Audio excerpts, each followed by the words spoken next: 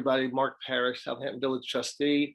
We're going to get the meeting started. I'm just going to come out and telling you that tonight will be a little bit of a different format. The mayor informed our village attorney that he wanted Joe and I to chair this meeting tonight. So please bear with us because we're going to be jumping in together on this.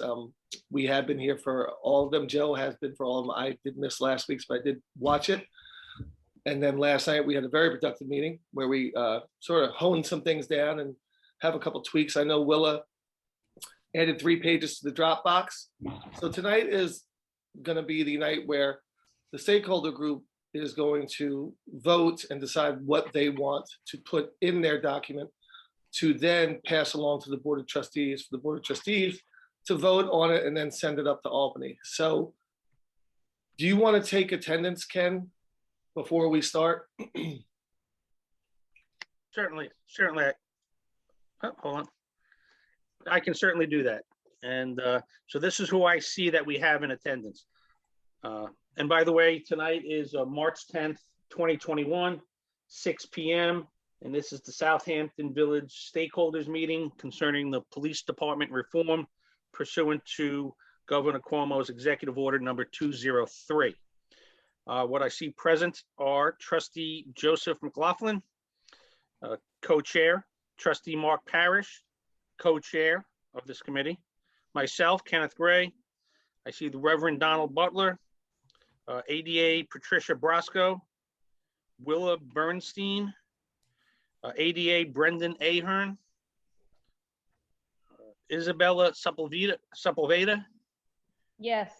Police Chief Tom Cummings.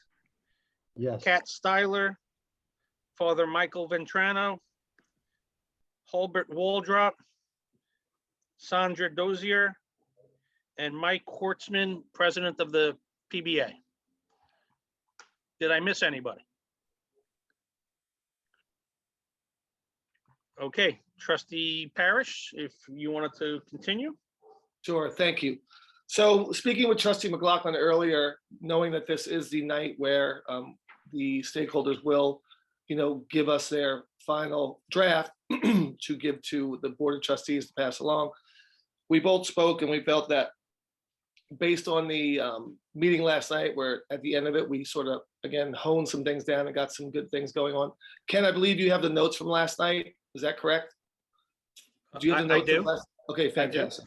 Just because I have a lot of scribble on my notes, so if I need some more accurate things, I could just reach back to you. But ultimately, right now, I think based on the conversation last night, that Willa submitted a couple pages. So Trustee McLaughlin, it's okay. Do you or Willa, would you like to start with your recommendations, and that way we can go through that together? And based on the fact that since last night we went through all 6, and I believe everybody for the most part was putting in their input, and therefore Ken does have the notes of last night to add to some of these 6 recommendations already. But Joe, what do you think? Sure, I will defer to the group to see which recommendations they want to prioritize. I think we should spend our time this evening to prioritize these six recommendations, again, from the most important to the least important. Obviously they're all important, but I think we need to really give, if you all can give us direction as to which ones of these are the most important to all of you and to the community. That's what I like to hear. So whoever wants to jump in first to I guess, Willa, if you want to have say some things, and we can go from there. Yeah, unless someone else has it handy where they can read it, that would be helpful. Otherwise, I have to just grab another computer so I can get into the Dropbox because I don't have a copy in front of me. So I don't know if somebody has it handy and they could read it and we could vote on the things that I proposed.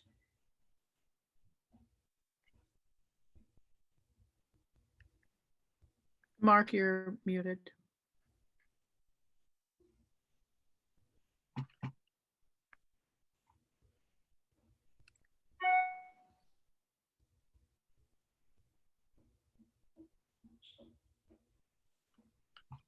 Here, I'll ask you to unmute there. That might help. Okay, so nobody has it handy?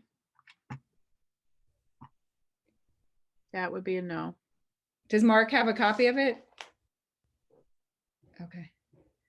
Oh, Otherwise, I'll grab another computer. I see what he's doing. He's trying to pull it up. Okay.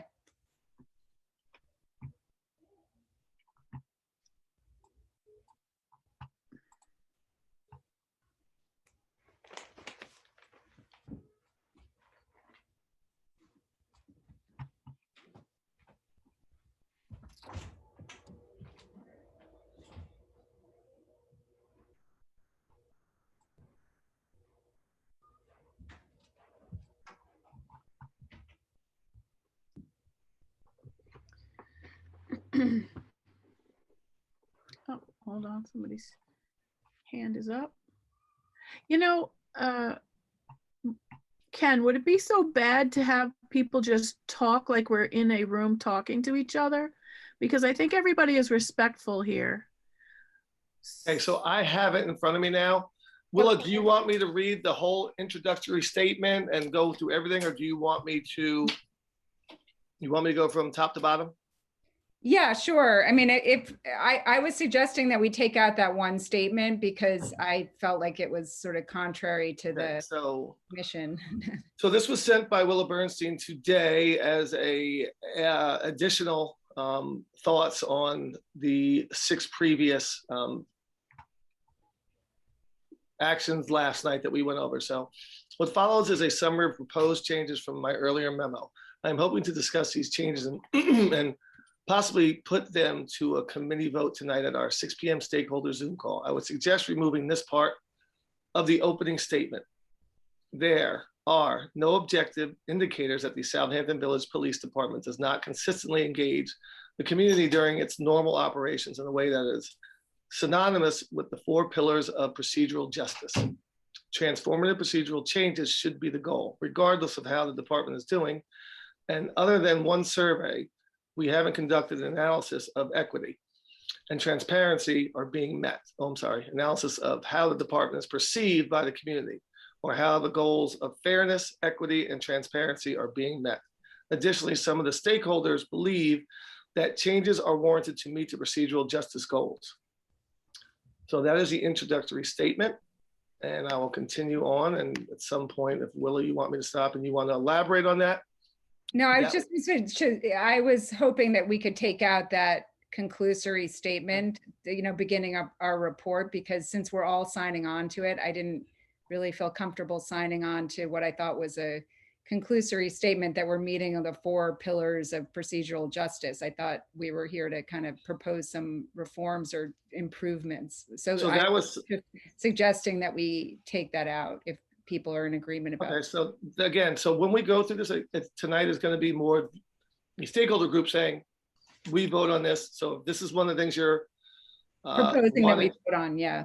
Okay, yeah, so I'm just going to go through this, and then if you want to elaborate on each of the sections, and then I guess tonight's really where you, the stakeholders, will be saying, we agree on this part, we agree on that part, and at the end of the night, we should be able to say, the stakeholder group should be able to say, yes, this is the plan we want to forward to the Board of Trustees.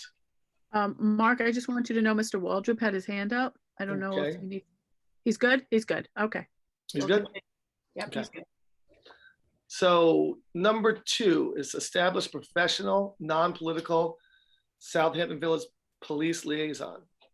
The village should resolve to create a salary position filled by the mayor and the trustees to act as a liaison between an ongoing smaller volunteer stakeholders committee and the Southampton Village Police. This person, having a background in criminal justice, can be tasked with organizing ongoing discussions of how to improve the community's relationship with law enforcement. This person will also receive complaints lodged against officers or other village employees and will independently investigate such complaints alongside the village police. Number 2, in this second section, duties of this commissioner will include writing annual published reports, keeping a complaint apprised of the status of a complaint, keeping a complainant apprised of the status of a complaint, requesting, and with the coordination of Southampton Village Police, gathering necessary documents and coming up with written recommendations / findings that will be given to the village police, the mayor's office, and the trustees, or referred to other law enforcement agencies as appropriate. This position would replace any other existing liaison commissioner positions and could be assigned to meet with a dedicated member of the village police on a regular basis to further shared goals. Number 3 in this section. This person would also review contracts entered into by the village police to further the goal of transparency, such that equipment purveyors do not hold the village police to confidentiality agreements or restrict reporting on outcomes, and need for expanded weaponry monitoring equipment is reviewed with community impacts explored. Agreements for the SROs in schools should also be governed by contract with the school districts, so that such that use of force is prescribed G.O.142 to be modified to include school contracts on use of force in schools. That is in that section. Those are the 3 things in that section. So does anybody want to talk about this, or do you want to expand on that a little bit? Willa? Yeah, I think it's pretty comprehensive what I intended to say there. It was, just coming up with an idea for how we could do civilian oversight, but with one person who would be, it would be a salaried position, but who would be, who would answer or be, given that position, and have the background that we discussed last night, where they could fairly look at complaints. And then the idea would be to link that person's email on the village website so that you would have an alternate place to lodge a complaint. And then that would be a cooperative thing with the police department, was my thought. But we could have a volunteer group of a smaller group of stakeholders, which you, Mark, would also, and Joe, and the mayor, would also, in consultation with the police department, come up with a smaller group that would meet monthly or, every 2 months or whatever you thought, in order to, have an ongoing dialogue, which is what you discussed yesterday would be, what we've been talking about is an ongoing dialogue. But the idea was to have, this person and a smaller committee and the police department continue to work together. So that was what I thought might fit the bill there. Okay. All right, Mark, can you see when the hands are up? Michael Horstman has his hand up. Yes. Okay. And Chief does too. Michael Horstman, would you like to speak? Yes, I'm ready. I just wanted to comment on that. I guess the first section, sub 1 there. What would be the credentials for this individual person to be on this committee or this organization? I mean, that would be something that would have to be crafted and, in terms of a announcement of a job opening the way you would do with other job openings. So I think that would be something that the police department, should consult with the mayor, with the, with the board of trustees, and come up with what the qualifications would be. But I would think it would be something in, with a criminal justice background, maybe an attorney, somebody who knows about policing and the standards, and would have that whole background so they could fairly look at a complaint that comes in. And so I don't know specifically, I didn't have that specifically in my mind, but I think that's for others to come up with the appropriate qualifications. But I just think the idea of having somebody, I was totally signed on in our conversation yesterday. It should be somebody who knows about policing and what's involved, and also knows about everything that you would have to know to be able to kind of judge cases and gather evidence, and do all the job tasks and work with the public, so it would have to be somebody who had people skills. Okay. Can I go with another question? Yes, Mark? continue. Yeah. Sure. There's a second question, Ms. Bernstein. Have you been approached by any village officials to start this program? No, no, not at all. No. Okay, thank you. And then if I could just confirm with Mr. Gray, I believe we spoke about it the other day, yesterday rather. Currently, that would be against village law, correct? In my opinion, and in the opinion of prior counsel, that would be inappropriate. Because under village law, the mayor acts as the police commissioner. So creating a new title of commissioner would be inappropriate. It's a non-delegable duty that the mayor has. And the other thing, just so everybody knows, if I can just take 10 seconds about civil service. When a village wants to fill a position, obviously there are certain positions under public officers law and New York village law that exist that can be filled, such as village clerk, village treasurer, village clerk treasurer, village administrator, and other titles. Generally, when you want to fill a position, you're required to go through civil service. So in this case, Suffolk County Civil Service. And you don't ask for a particular title. You don't say, you know, give me X title.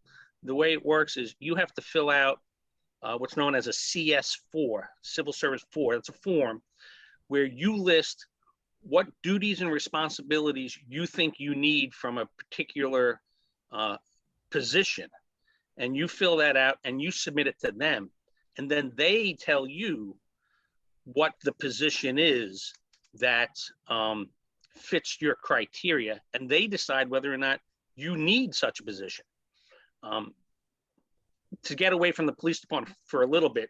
So if you have a smaller village and you have 5 laborers and you have a supervisor that supervises them, and you want to hire somebody else to be the assistant supervisor, you submit it to civil service. Civil service has the ability to deny you and say, you don't have the need for that position. You only have 5 laborers and you have 1 supervisor. You don't need an assistant supervisor to help that person out. And they could deny us.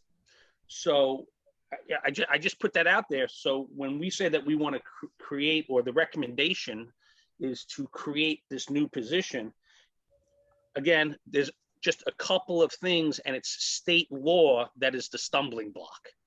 It's the state civil service law, state village law, state public officers law. So that's all I wanted to say. Thank you. Mark? Yes. I had a comment on number 3, but I don't know, and Joe as well. I don't know if you want me to go there or you want to go back to 1. If anyone has a comment about 1. There's a hand up. However you guys want to do it is fine with me. There's a hand up. Do you want to hear from the Reverend at this time? Yes, Reverend. Okay. Go ahead, speak, please. I'm just listening to our attorney, and there's 2 things. The commissioner, from my understanding, is not a civil servant position, is it?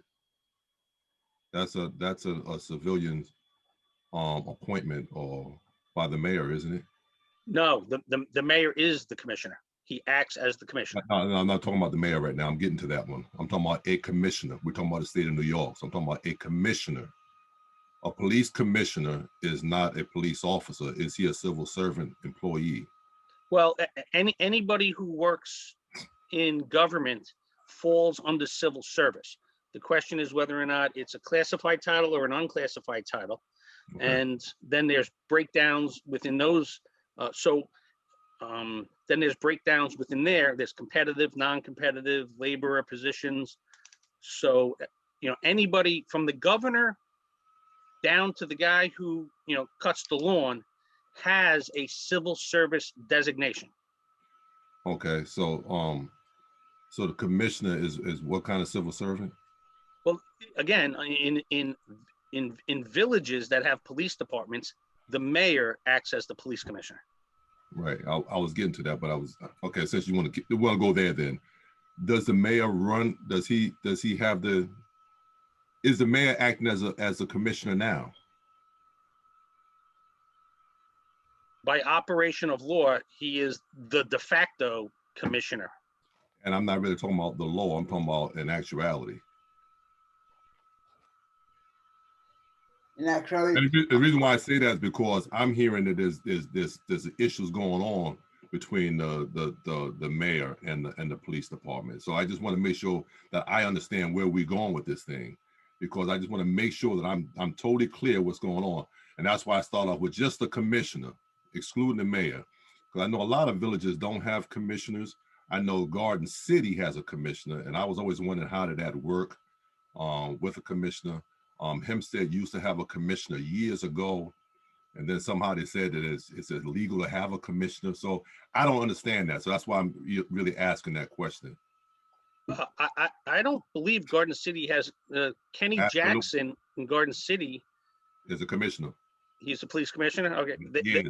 that just might be an internal designation that they call him. No, But- no. Before him, I knew the commissioner before him too, who used to be the head of the jurors for Nassau County. So no, they've always had a commissioner, not the chief. And there may be a chief. I think there's a chief, but they always had a commissioner. And I know for a fact that he's a commissioner. I have his PBA card around here somewhere because they gave me one. And he's actually the commissioner. That's his title. Well, he wouldn't have a PBA card because he's not a member of the PBA. He has the cards that come with the PBA. So the chief is not a PBA member either for the most part, but they get PBA cards. so I guess to clarify this, since Ken was not in council at the time, so I as a trustee was resolutioned as the police liaison. Traditionally, in this village, it was always a commissioner and deputy commissioner. So because that role traditionally was under the deputy mayor in the past few administrations, this current board under previous council decided to break up that and not have the deputy mayor be also deputy commissioner.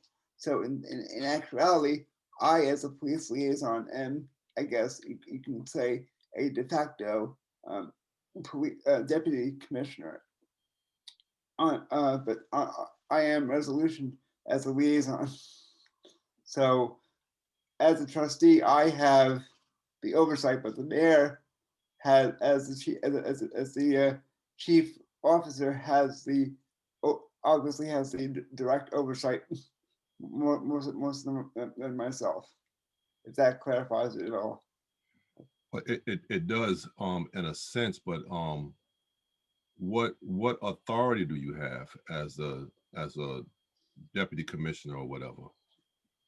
I have the authority. The reason why I say that is, and I say that because I don't want no confusion, that I believe the chief of the department should be the chief. Right. Okay. He is, yes. All He right. is the So chief. I believe that.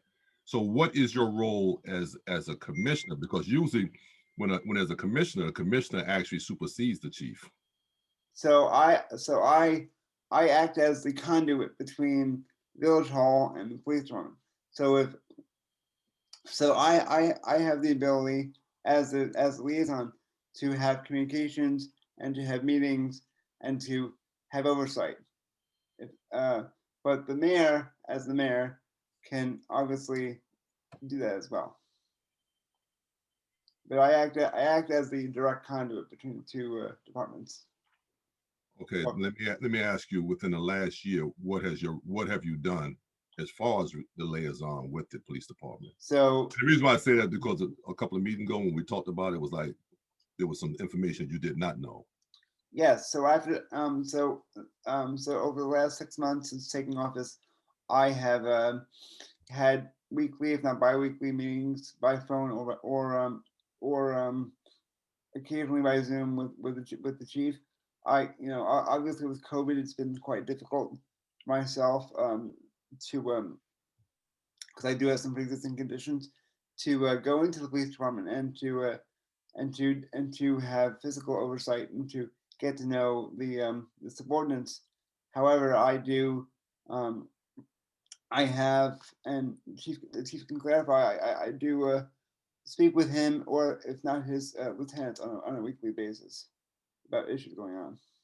Okay, so in connection to what Ms. Willa Bernstein said, I mean, even if you had that position, that we need to add some things to it based on that. Sure. Just based on what, and I don't know why I can't find that report, Sister Ms. Bernstein, but I'm just going by ear right now. But I'm just saying, based on that, would it mean we have to add to that? But I alone cannot act on behalf of the board. I have to act again as the conduit between the board of trustees and the police and the board as a whole has oversight because they have to vote on hiring and firing. I alone cannot supersede or usurp the authority of the mayor or police chief. Okay, that I definitely understand. Okay. Okay, Willa, you're up next. Yeah, I think, you know, what Joe said is, you know, is important, that he was acting as a conduit. But my point here with the first point in the proposal is the necessity of having a conduit between the people of the village of Southampton and the police department to further the idea of communication reform, changes, a place to go to report an incident that's not to the police department, which has come up in the conversations over and over. So that's why I think the idea of an independent, non-political position that's not one of the trustees, because the trustees change periodically, they're elected officials and it's inherently political, whereas my thought was that this position should be, you know, as apolitical as possible. Somebody who has special, you know, background and expertise is what we talked about, and who can act as a liaison, not just between the mayor, the police, the trustees, but back to that word that I'm overusing, the transparency, have some other office. And it seems, Ken, impossible to me to say that we can't create another job in the village. If there's a job to be done, that seems completely unbelievably impossible. And it also seems to say that the mayor's, the governor's order is therefore pointless, because if you can't execute it, you know, one of the main things is oversight. So if you can't execute that by creating a position or having civilian oversight, then the whole undertaking is completely without purpose. And it seems to me that the you know, I don't know, from what I've read, there's been some conflict, you know, in the village. And so, you know, the idea of having the commissioner be any very political role and subject to all the political pressures in, you know, especially, and we're in a very political time, that's not the ideal situation, that someone should be somewhat insulated from the vicissitudes of politics in order to, you know, improve the relationship, which seems a little bit broken to me. All right. I'll more than happy to respond to that, Ms. Bernstein. As you know, the governor issued one executive order that covers over 500 police departments. And not the first time, and again, not to criticize the governor, it's not the first time that the governor's office has issued things which apply across the board. So maybe the New York State Police Department, the state, I think SUNY has their own police department. Counties have their own police departments. Towns have their own police departments, and villages have their own police department. So he issued one order and imposed it on everybody. And I think, without necessarily realizing or recognizing the import, that all of those various departments and levels of government don't have all the independent abilities to make changes. For instance, just a generalized one is, there are some laws out there that only apply to cities with a population of more than 1 million people. So the way the legislation is written, it only applies to New York City. So New York City can do things that the city of Roscoe or the city of Buffalo can't do. And with that, the flexibility that local municipalities have, going down from a first-class city, a second-class city, a third-class city, then going down to a town, or excuse me, a county, and then a town, the things that they're allowed to do with flexibility shrink as you come down the upside down pyramid, so to speak. So again, it's one of those things, sometimes you pass something and there's unintended consequences. I just think that although the governor issued this executive order, there are many things out of the hands of the villages, and not just this village, every village throughout the state. So yeah, I would just argue that instead of coming up with, legal roadblocks that we don't know if they exist, we should come up with a report that most of the people on this stakeholders group are happy with, and then, see what we find down the road. But I feel like there's a lot of roadblocks being raised in terms of civil service law, and it starts to feel like it's all about keeping the status quo and coming up with theoretical legal, like, so if we need a dog catcher in the village, we can't find a dog catcher. Like, we can't establish new roles if we find that there's a need. You'd have to go to civil service and fill out a form and explain to them, justify why you have a need for it. But So let me just say this, Ms. Bernstein. Like super simple to like justify why you would need this. Ms. Bernstein, let me just say it. I'm not attempting to throw out roadblocks. This is the committee. It's not my plan. It's the committee's plan. I'm simply trying to guide and give advice. And I think you suggested yesterday that, it sounded like it was suggested that, well, this is what our recommendation should be, and the village should implement it. And if nobody files a lawsuit to challenge it, then we should be able to move forward and just do it.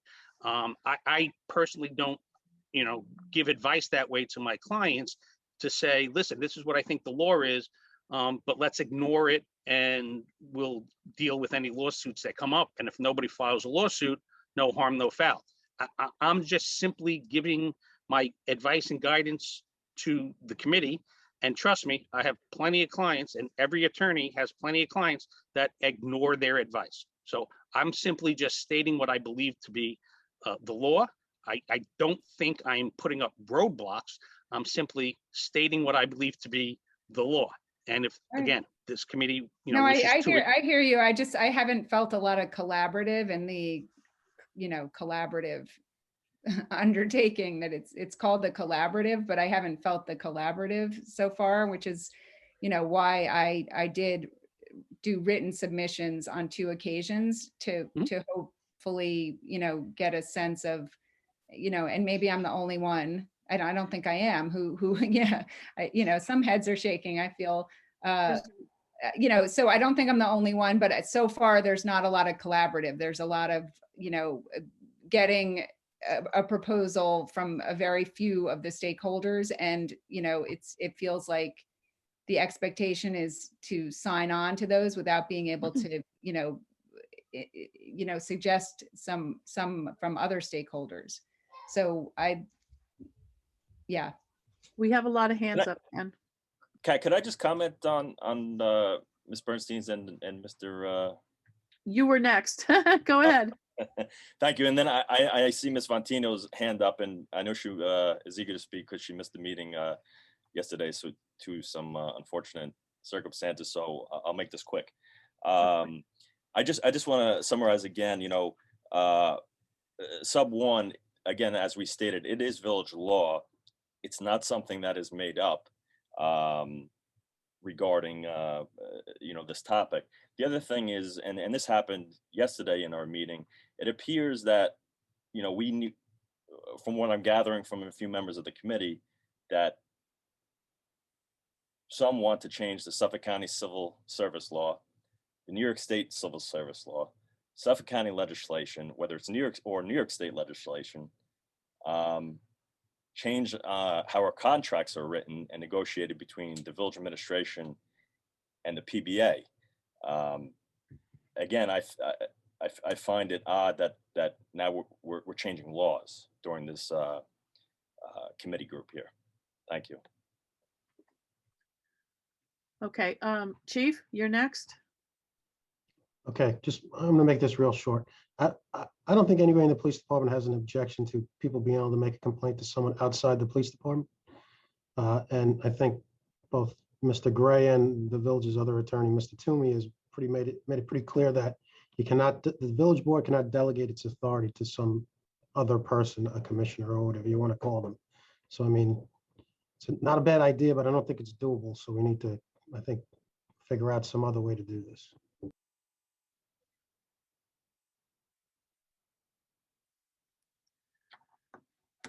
Next, Reverend Butler. Okay, I don't think that the stakeholders are asking for a commissioner. I believe that's asking for too much. I really do. I think they're asking for a liaison though between the government officials and the police department. I think we're asking for that, not they. We are asking for that. I also think that if that does come into play, that it should be agreed upon with the mayor and the chief who that person are or who those persons are, so we don't have a lopsided group of people looking at the police department. I still believe, like I said earlier, that you have to be careful with people that are looking at the police because, and I don't want to, and I'm not saying this in a degrading manner, but civilians don't understand a lot of the laws that are out there that the police can use and enforce, and what they have to do to sometimes to get these things accomplished. So we have to be careful with that, and that's why I'm in agreement with the mayor and the chief deciding, so it won't be a political position. I think that was it. I think the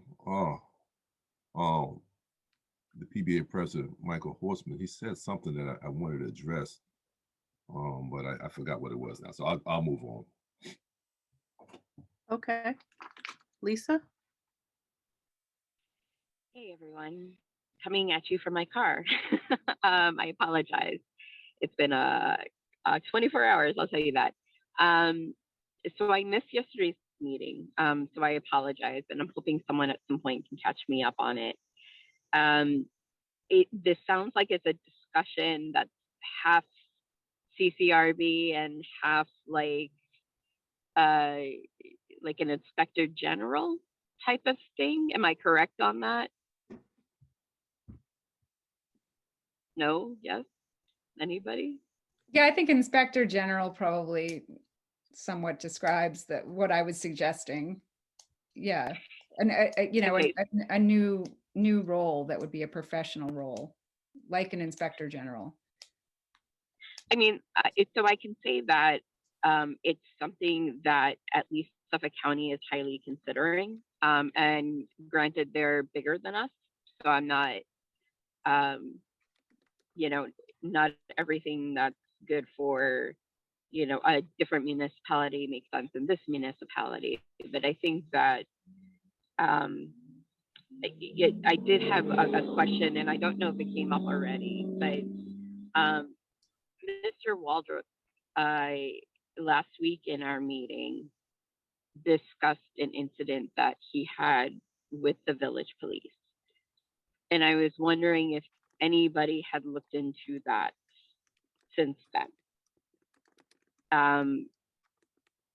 Because I think, and I did this with the town, having an actual example about how this process is supposed to work and sometimes how it doesn't work gives us a really clear picture.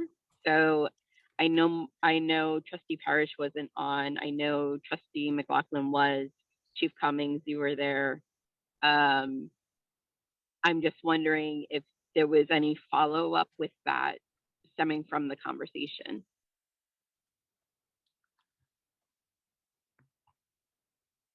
Okay, Chief, are you going to comment? If not, Pastor Vetrano would like to speak.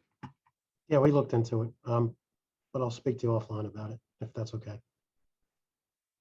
Yeah, I just, I just have one other comment real quick.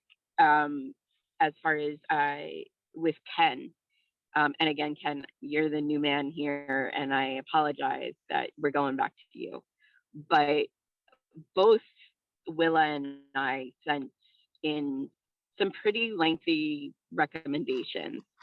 And then in the revised PDF that I saw, there was really only two things in there, and yes, we discussed those things, but we discussed a whole lot more. So I'm kind of wondering where those other things fell.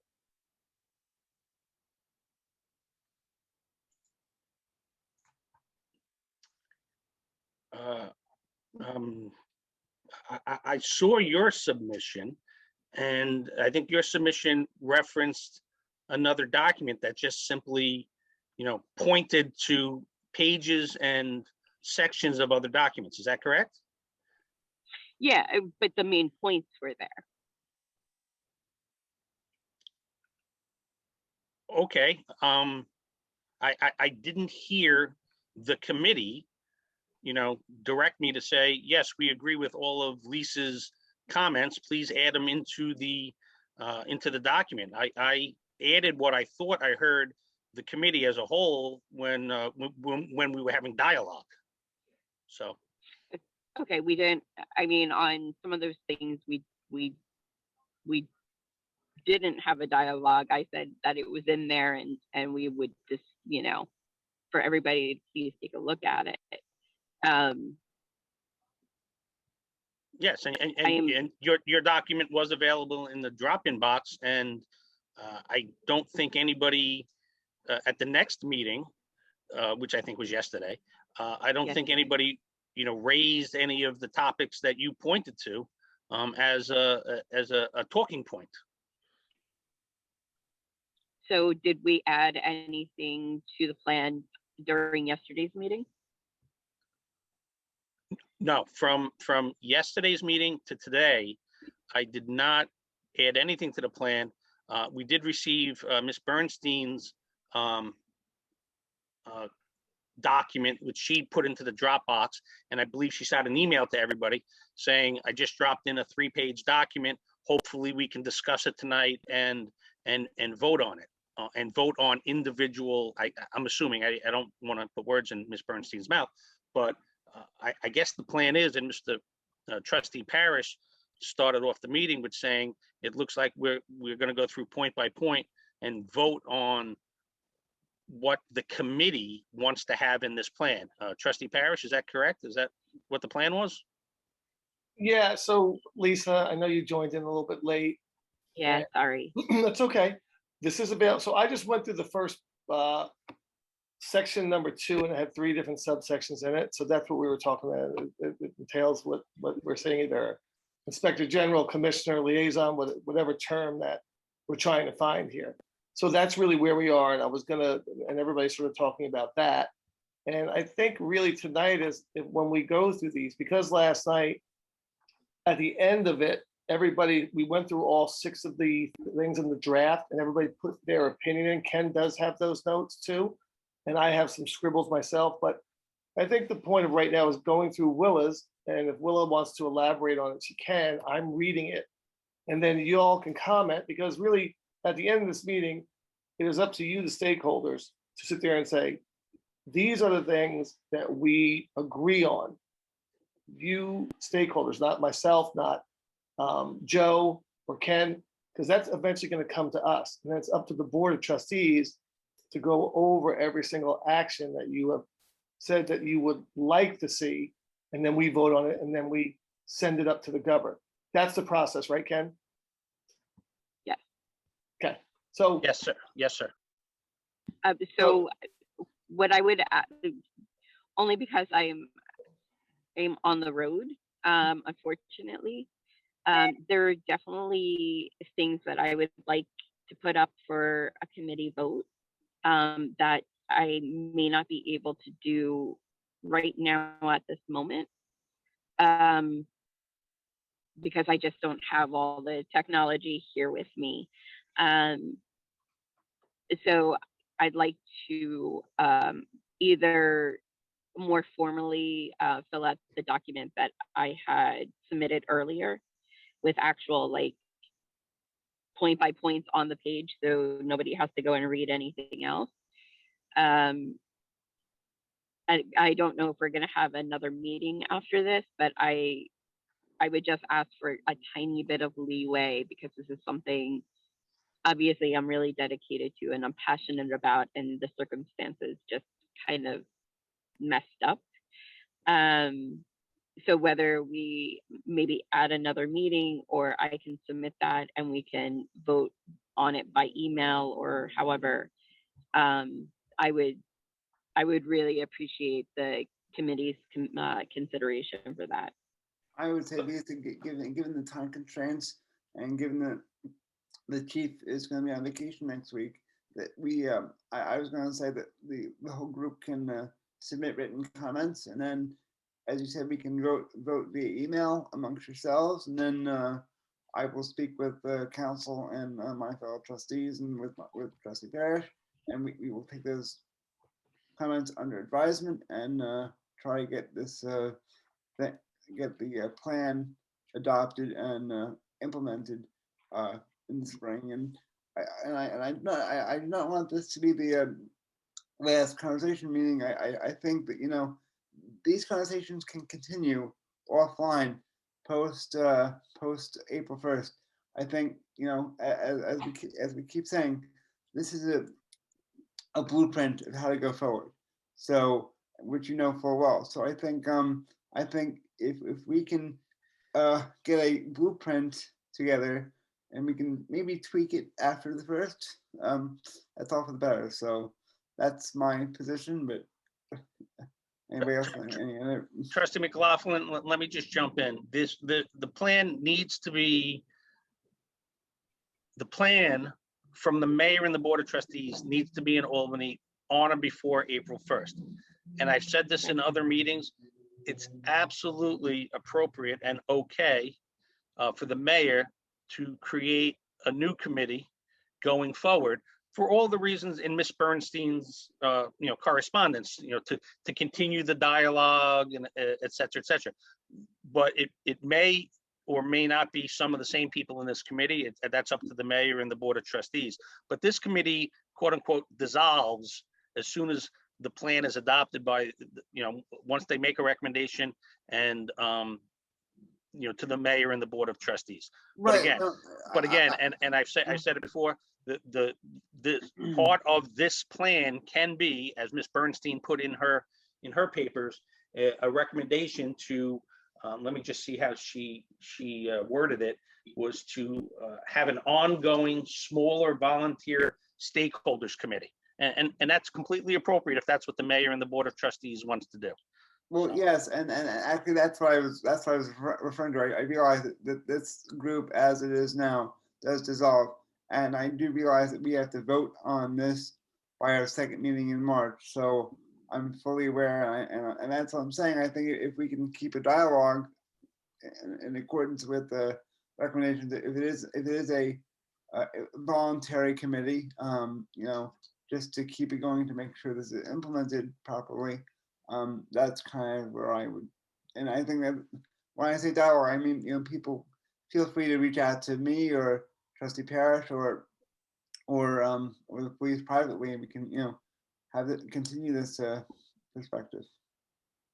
I would just, I appreciate all of that. And I think definitely a committee moving forward is a good thing. And Chief, I'm not knocking you. But there's definitely some things that I feel need to be added to the plan that I think most of the stakeholders here, if they didn't agree with my exact wording, I think they would agree with the spirit of it. And I really think some of those things need to be in this plan. So I would highly like, even though Chief will be on vacation next week, if we could do another meeting I would, maybe Sue can hop on, or I know, Mike is on the calls. But it's just the plan as it is right now is very boilerplate, and I know that we can do better, to be honest. And I'm not talking about like,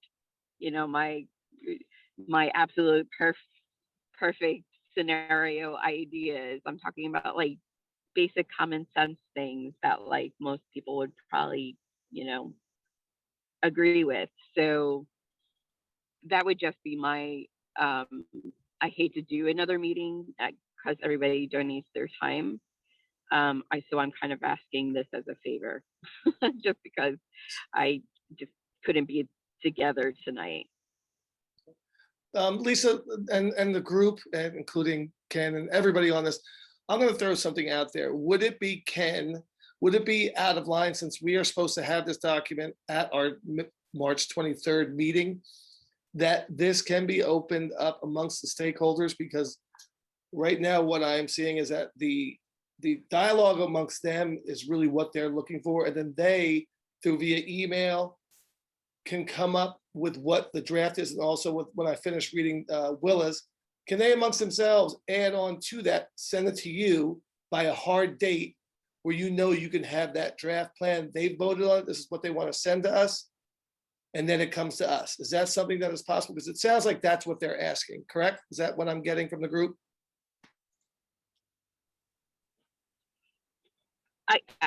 Yeah, I mean, I think you're pretty close. I mean, Does everybody else feel the same way, that if they had the opportunity to do some communication amongst the stakeholders only, and that they could add on to any of these things they want and vote on a document with them? Because I am and Joe are not going to be able to vote on this document with this group. We will have to do it at our own board meeting, which is the 23rd. So unless I'm not following, that's what I'm starting to hear. I don't have an issue with that. Yeah, that's what I envisioned, just a democratic stakeholders process of voting on what we want in there. So then, Ken, that should be able to happen if you can sit there and say, look, the meeting is the 23rd. It takes X amount of time for you to get that document, get it all formatted to the way that it can be presented to us. Is that something that is out of line or no? All right, so Trustee Parrish, let me just understand what you're saying. Are you suggesting that, and I'm not against this, I'm just clarifying what you're trying to say. Yeah. So if every committee member submits 2 items that are dear to their heart or so, so we list them, like right now the draft has 6 action items, or 6 recommendation and action items. Are you suggesting that every committee member submit what they want to add on to it? We put it in the document, and we have them numbered, like we have 1 to 6 now. Let's say it's now 1 to 30. Doesn't matter what the number is. Let me take myself onto video, sorry. So we have 1 to 30, and then we have either a meeting or by email, ask everybody, what do you think about item number 1? Yes, yes, yes, or no. And then by vote, whatever the ones that were yeses stay in the document, the ones that were no fall out of the document. And then we have a document, let's say it has 15 recommendations and action items. Then that's the plan that goes forward to the Board of Trustees. Is that what you're suggesting? I'm suggesting that, I believe right now, from what I'm hearing from this committee over the last amount of meetings that I've been, where I did miss one, but I did watch it, is that they are basically, they have an understanding of what they're looking for. So if we sort of give it to them and let them go through the process of saying, okay, look, they might add 4 more, they might add 6 more. I don't know what the number is, but yes, at the end of the day, I think that they probably have a better ability to do it amongst themselves, unless it's not in the proper format. But what I'm hearing from everybody is that a lot of these things that we're going through, they do have some positive thoughts on. However, there's some things that are being left out. And as of tonight, and please, any stakeholder tell me that I am going beyond, but you would like to have a little bit more input amongst your own group. So therefore you can just get a document to us by a certain date that you feel is complete in your eyes. All right, you have 3 people that I want to think, talk. I agree with that, Trustee Parrish. I would prefer that someone, and I think that Ken's been doing a great job of this, synthesizes what people have been saying. And I think at certain points, people have to say that's synthetic enough for me. I think to expect that every single viewpoint or expression of people in the group is going to be 100% in a final report, I don't think that happens that way. And I don't know that that's what this is really asking us to do. It's really asking us to reflect some key points of consensus. ADA, I can't imagine to get to a point where everyone agrees on every point and every fine detail. I don't really know how you do that. Well, one thing out of this, we have to have some kind of reform. So let that be the forefront, that there needs to be some kind of, because that's what's being requested of us, some type of reform with the community involvement. I just peeked through that. I think, Lisa, you sent the police reform workbook 81. Is that what you sent?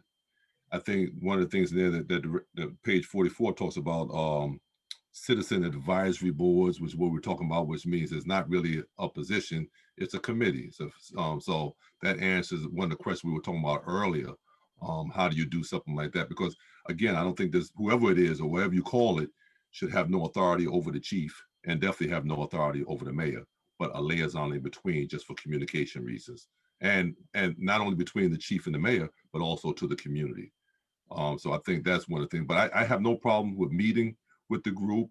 And to Ken, I would just say that I don't respond to stuff I already agree with. Most of the stuff that Willa Bernstein put down and most of the stuff that Lisa wrote that I've read, I pretty much agreed with it. If I didn't agree with it, I would say it verbally in our meetings. But for the most part, I agree with most of the things that they said. So I don't think writing it again should or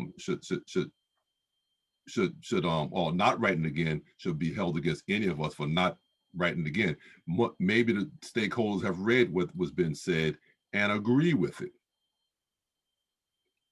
And if they disagree with it, they ought to be in this meeting saying why they disagree with it. ADA Ahern, you're next. I just wanted to indicate, as I had previously said regarding, and Willa, I think, was citing some of the, whether you call them roadblocks or challenges, like in civil service, I had talked about it, that a number of committees that I had seen that were grappling with the reality of civil service laws, which is super complex. I'm a lawyer. I couldn't tell you much about civil service law.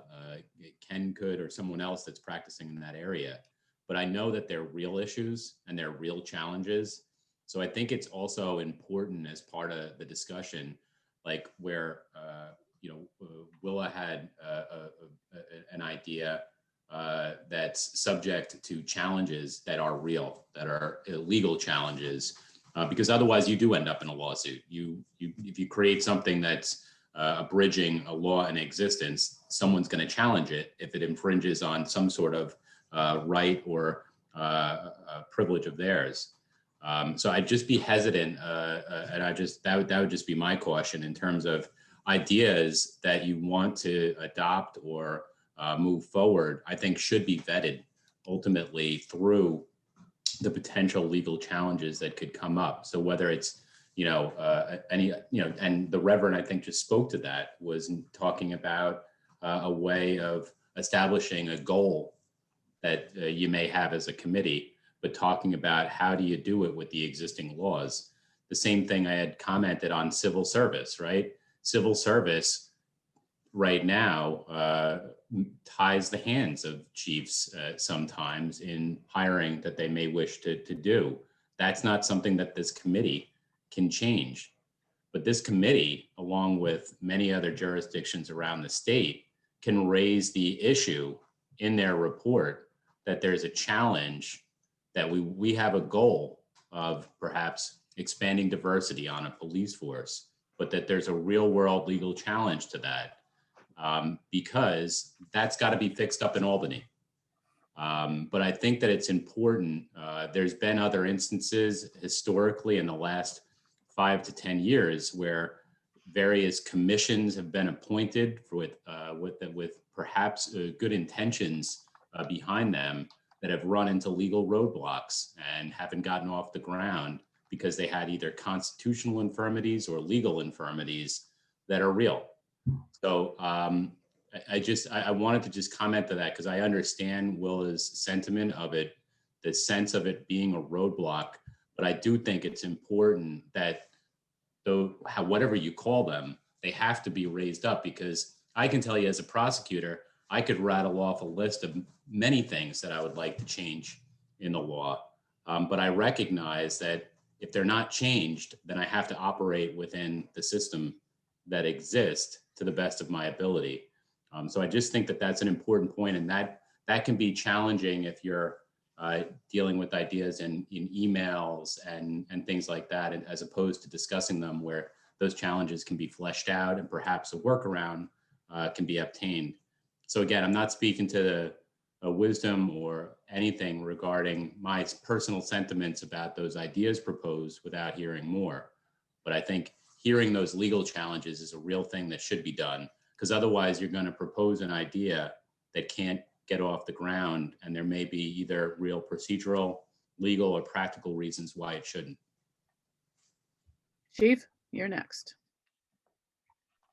My personal opinion is I don't have a problem adding a few more common sense things to what we're going to do, but you also have to realize we in the police department have to actually do these things, and we can't take, I don't think anybody here wants us to take forever to do them. So, I mean, they have to be practical. I mean, like we already have in the plan that we're going to do formal outreach, and maybe the committee you guys are suggesting is part of that formal outreach. I think, maybe we're getting a little too detail oriented here as opposed to what the will of reform that you want to see is, and we can figure out the details as we go along.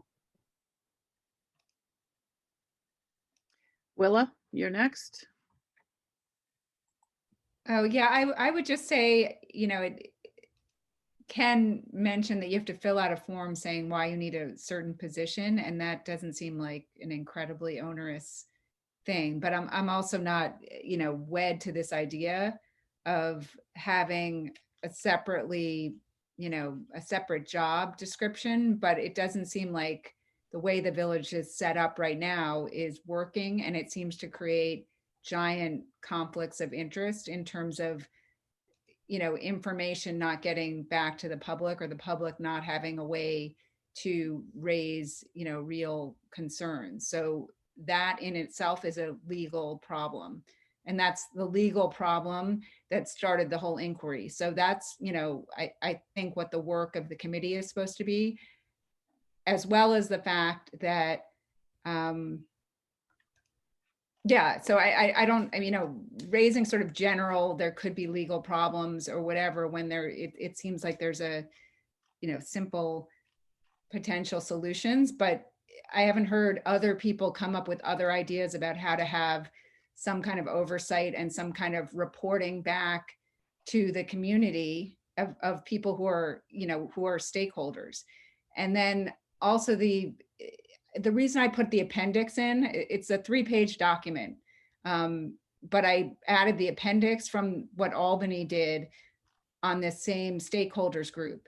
And it's incredibly detailed, and they assigned, each stakeholder to write, multiple pages on different subjects covering, many, many topics. So what we have here, in my opinion, no offense, is very, very flimsy.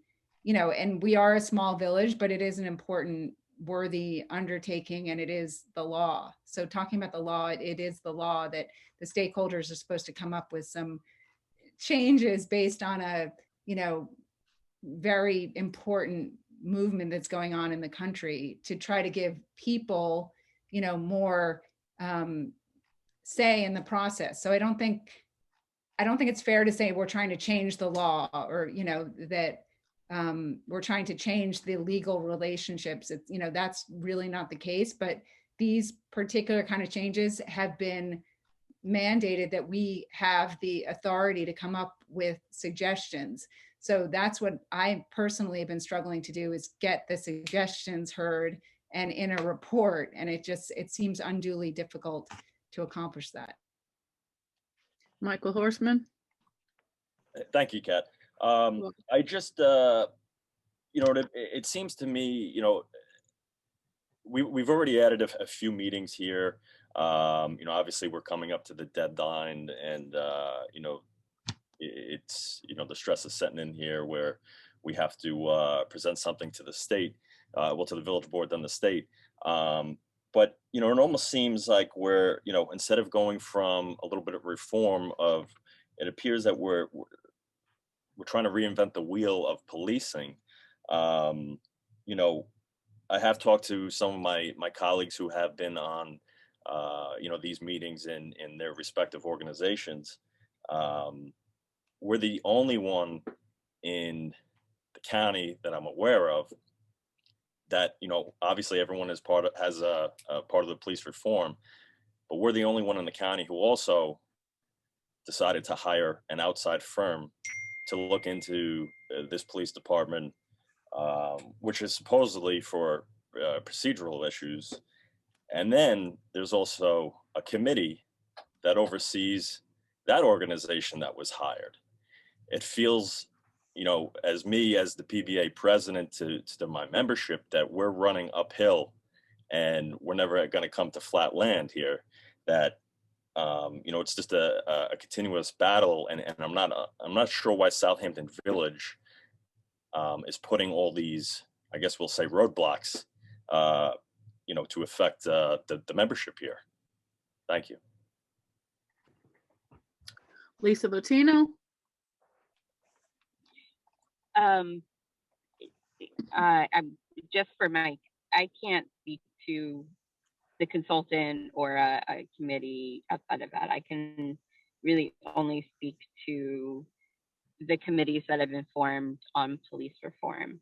And I can tell you, I certainly am not trying to reform entire police departments. What I am trying to do, and I don't think I've hid this, is I want everybody in our community, and I want all of our officers to feel good in this community. And that's, at the end of the day, my bottom goal. Another thing about these legal challenges, so some of these things, there is case law on that we could pull up if we wanted to go that route. There's also, I still don't know how many people took a look at the town plan, but when we were faced with something like the civil service things, Chief Skrnicki shared with us what some of his advocacy, what kind of advocacy he would like to see on the Albany level. And like there's a group of stakeholders that have a really large network, and I don't know if any of you have faced me in getting laws passed or anything, but I can be really annoying. But that's now power, that's an extra piece that he now has to advocate for some of these things. And I think, some of our recommendations can be, we realize that under this current statute, we can't do X, Y, Z, but we would hope, that ongoing that we could do X, Y, Z, that we would help advocate for those, for those of us who were in favor of that. So I'm not, not everything has to be, you know, on April 1st, all of this has to change in the police department. That's not, I personally don't find that realistic. I mean, I think there's some things that we could do very quickly that would actually make a really big difference. But I think there's also things that maybe aren't as tangible or as quick. So I think I think that's kind of where part of my frustration is that like you could hand a document over to me or Willa, probably, you know, like half of us on here, you could hand a document over and we'll write it out and everything. I personally just, and I know we all hate meetings, I personally would just like to have the opportunity to have discussion on some of those ideas, because there's always, and I do this all the time. I go and I talk to the people that I may not agree with, because maybe I'm missing something. Maybe there's something I am not taking into account. And I can tell you that that has definitely happened throughout this process. So that's why I think like why I'm asking for the dialogue. And this is literally on me, because of my circumstances the last 24 hours. And know that, like, if it wasn't, if I didn't think that our community would be better for it, all the community, all that includes all of us, I wouldn't be asking for it. I just think that we can submit a better plan to the governor, and I think it can go a long way to community relations all on its own. Like, that plan is something that the public's gonna see. So I'm just trying to cover all the bases here.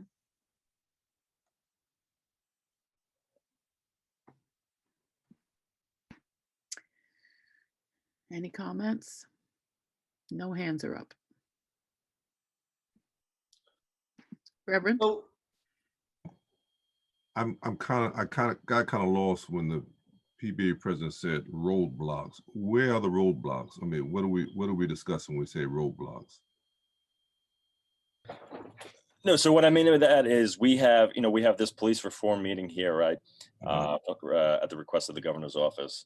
And then, the village administration has hired an independent firm, to look into the village. Then there's also another committee that oversees them.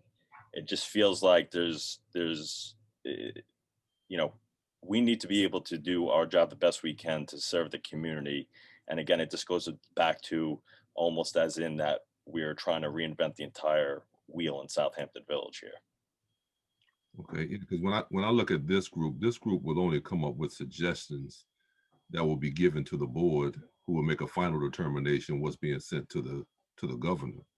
What we're doing right here are only suggestions, and even if the suggestions do not fall in line with the law, you can't do anything with that anyway. As a stakeholders group, we can't do anything with that anyway. So my point is, and I think you'll get more out of 500 agencies in the state of New York. Believe me, there are going to be some suggestions that are just illegal that will just get put to the side. Even if it gets through their local government, when it gets to the state government, the legislature, they look at it, it'll just be thrown to the side. So I don't think we need to worry about that part of it, because it just will not make it into the practice part of it. These are suggestions that they wanted from the community. The community doesn't always know the law or understand the law, and so as a result, you're going to get some of that in those suggestions. And we just have to I don't think no one said over and said, no, that was my suggestion, it's got to go through. No, I don't think we're there. And I hope we're not there. Let me put it like that. I don't know where we are. We should not be there.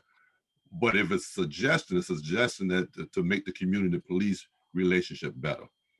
And it may not be covered under the law. And if that's the case, then I agree with the ADA Ahern that if it's not in the law, we can't even mess with it. We have to live within the scope of the law. And Reverend, ultimately, I actually, it's a little bit more than that even that I'm saying, like on the issue of the civil service, I think you can set aspirational goals, but then with the information that exists, and that's why I've repeated that, because it's come up, as Lisa said, it's come up in the town, it's come up in the village, it's come up in other jurisdictions, is I think that part of the recommendation can also be up to the state and saying, when it comes to civil service law and hiring, whether it's hiring police officers or dog catchers or someone in any role. There's obviously in our office, we have many civil service workers working in the DA's office, that we think that it could be done better. And talking about some of the ways that the state could do it, including how they weight the test, weights that could be applied to the test, all different things that perhaps would open up an avenue for you to arrive at the aspirational goal that you find to be important. And that's what I meant. It was about where something's flagged, and that I can tell you is a definite flag, that civil service law is restrictive, that's something that because other communities are talking about it, you may end up with a louder voice up to Albany that says, you know what, we heard from 500 jurisdictions and 85 of them said that the civil service law needs to be changed. Well, that's something that, maybe Albany needs to listen. And so I think it's that really is where my suggestion was coming in on that area. Right. And I think that's why it should be in the report, because a squeaky wheel gets the oil. And if it's not in our report, then they don't know we have a concern about it. So I think even though it may not be the law or may not be something we can do, it still needs to be heard. So where the state can see it and know that, not New York City was not the only department said it. Southampton says, Southampton Village Police Department, they said that. So it is, and I agree with you, 88 Ahern. Now there's something they need to look at. Because listen, it's the governor that put this executive order out to build a community. He wants to hear from the community. So if he wants to hear from the community, he needs to hear everything that we want to say. And then they would have to determine whether it's legal or not and what they can do or change laws based on what the people want. Thank you, Reverend and 88, and everybody's comments. So I'm going to make a suggestion right now. Can I continue to read this so we can, because it's got 2, 3, I got about 4 more of this 3-page proposals from Willa. So would the committee have a problem with me continuing to read it?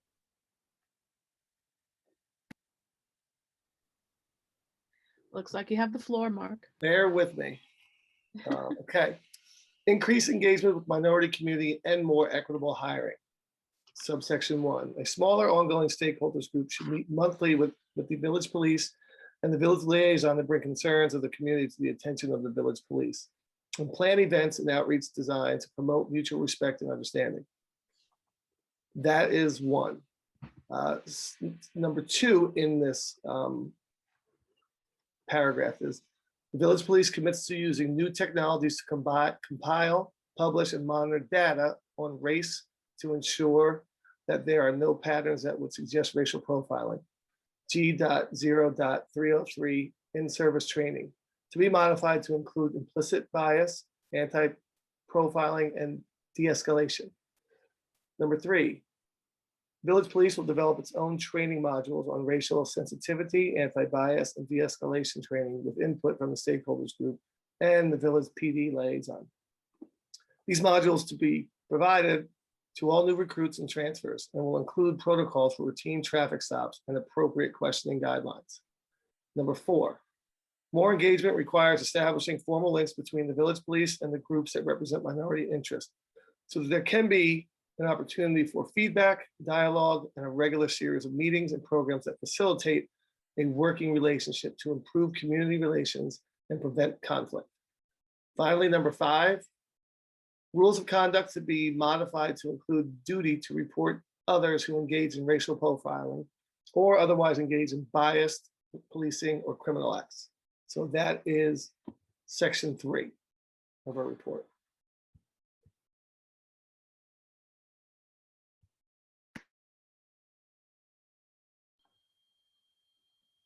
That's it. That's it.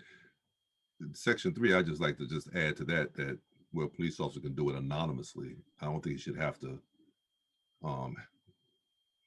do it to where he's going to get punished from everyone else for doing it. So I think you need to also protect that police officer from anything that retribution that could happen for him reporting another police officer. But there should be a way he could do it anonymously.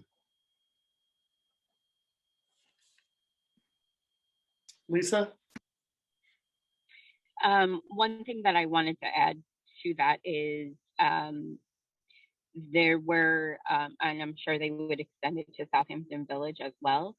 We talked about, as far as training goes, having more training where maybe the person doesn't speak English, maybe having, with the town, we discovered that the people who were doing the scenarios often were just all white, and we felt that probably adding diversity to that training would help, officers with like real life, scenarios that they may be in, how they respond. And I know that both Ola and the head of Jim Banks, Dr. Love, had offered to assist them with that. And I am sure that's something that they would also extend to the village. And I think that it's really helpful. I believe right now the academy is closed. The academy is closed. But, and I'm not sure when they're going to reopen unless they have. So maybe there's something that we can get creative with to maybe supplement some of that training, because unfortunately all of this stuff happened during COVID, right? So I know that with the town, what they did is they usually have like 30 officers at, one training, and they cut it down to about 6. They actually found the results to be a whole lot more meaningful. So I think there's ways to be really creative about that kind of stuff. Maybe some of these things that happened during COVID might actually be a really good model moving forward. So that was just some of the input that I had on training. I'm also not a huge fan of using the word minority, but I go with the committee on that one. Thank you. Chief? Okay. I don't know, most of you probably don't know, but I'm the president of the Suffolk Police Chiefs Association. At our last Suffolk meeting, and we had an East End Chiefs meeting, which is all the 10 chiefs on the East End. We discussed primarily reform, and one of the things in the thing that we're going to advocate for is having a person's race on their driver's license, so we don't have to guess at it in the street or ask and offend people. So that's one of the changes we're looking for. In terms of training, I mean, the county has an implicit bias training that's nationally recognized. So I think we would rather do their training than come up with our own, which would probably be inferior. But any of the other training ideas that you have, we have no issue with that. We'll do whatever you guys suggest. In terms of, I mean, we don't have any problem. One of the things that we kind of keep repeating it is a community outreach, and we've said that we want to do better community outreach, and that could be many different things. So having small committees and on different topics is perfectly fine with us, and I think it's a good idea. Thank you, Chief. Lisa, are you back up again? I see your hand. I know, but I will just say I'm really familiar with the county's implicit bias training because I was one of the ones that helped with it. So I'll always toast the implicit bias of the county. It is a really good, it's one of the better trainings that I've seen. Okay. I will then go to number 4. Adopt body camera technology and limit other weapons use without additional training and needs analysis. 1, a definite commitment to adopt the use of body cameras by all officers that engage with the public should be established without any caveats. The policies on when, the policies on when officers must turn on their body cameras and procedures, including longer timelines for safeguarding the footage to be established. Footage should not be destroyed in the absence of a court order. Number 2, all governing police departments' orders should be published on the village website on a dedicated page, along with guidelines on use of force and disciplinary framework. This page should include a link to the liaison email address to report the complaints. Number 3, modify G.0.208, use of force to include a list of weapons such as tasers and pepper spray, rubber bullets, flashbangs that can cause serious bodily harm, such that officers are not given those weapons in the absence of specialized training and certification by a chain of command with reports required if they are deployed. The Southampton Village Police Liaison should be given a list of potential new weapons acquisition for comment. S.O.19/01. Body worn cameras to be modified so that the police officer do not review footage before making written statements of incidents. That is that section. Chief? I'm sorry, Trustee Parrish, could you read the last section about people not reviewing video before making statements? Sure. It says that cameras, body-worn cameras to be modified so that police officer do not review footage before making written statements of incidents. Is that what you wanted? Yeah, I just wanted to make sure I heard that right. Thank you. Chief? Okay, with the body cameras, I think it's New York State records retention now that it's 6 months, unless there's some particular reason to save the footage. And the longer we save it, the more the cost increases. So I think if it's a question of whether we can get body cameras at all, because we're going to keep the footage forever, I think we're better off just following the New York State law. Now, obviously, if there's an incident, we're going to save the footage anyway. You know, if it's just some regular patrolling, and there's going to be, you know, to kind of get back to the, you know, it's SO19 is basically was the temporary special order we put in place just to do the body camera trial. If we do this fully, it'll be a much more comprehensive order.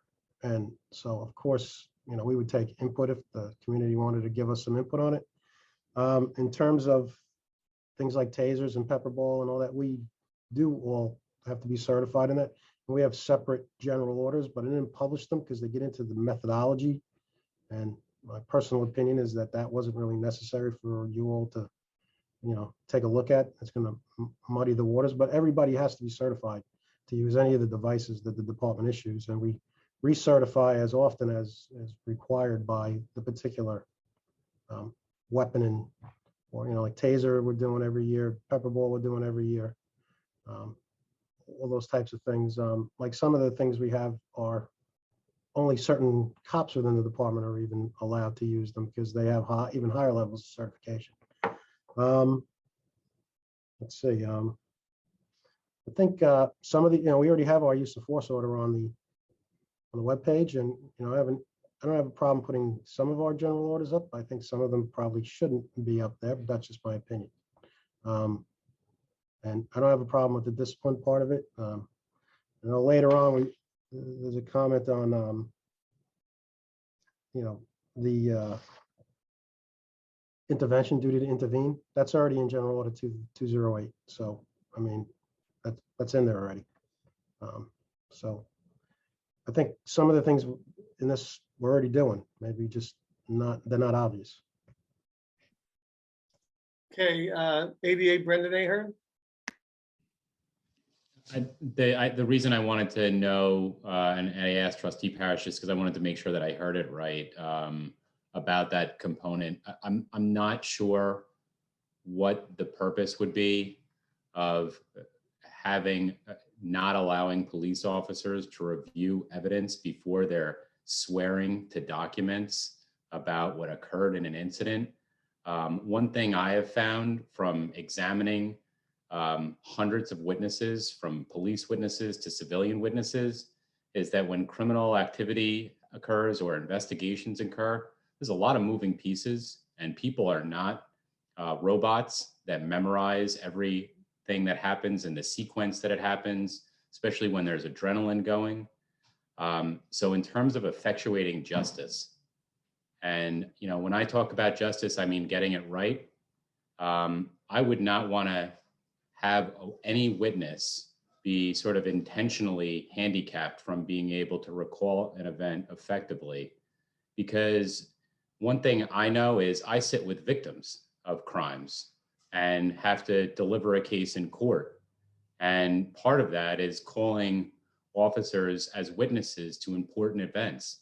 And I want them to be able to review video evidence. I want them to be precise in their reports. And I know the officers that I work with want to as well. I think that when we move towards policies that may have an intended purpose, you have to always think of the unintended consequences. Because I'll tell you, as a prosecutor, I wouldn't want to be sitting with the victim's family explaining why an officer was just cross-examined on a report because he put one thing one way before he was allowed to watch the video, in sort of a trip up that shouldn't have occurred, and how that maybe negatively affected the case. That to me is not necessarily going to deliver justice across the board.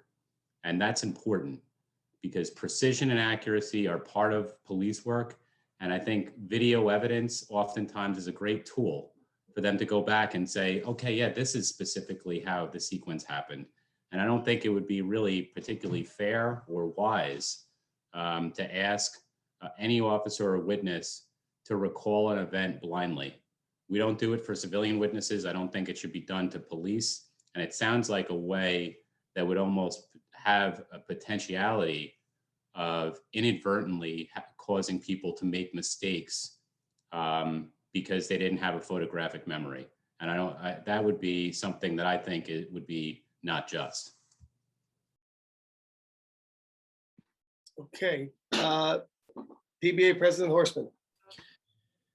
Thanks, Mark. And thank you, ADA. I think you were, somebody from your office, was the right person to comment on that with the legalities, especially for, the quality of the case going to trial and so forth. But I do have a question for Ms. Bernstein. Can you explain a little bit of sub 4 of what you wrote there, please? Yeah, if you remind me what sub 4 is, or Mark does, because I don't have it in front of me. Okay, yeah, I apologize. So it says SO 19-01, body-worn cameras to be modified so that police officers do not review video footage before making written statements of the incident.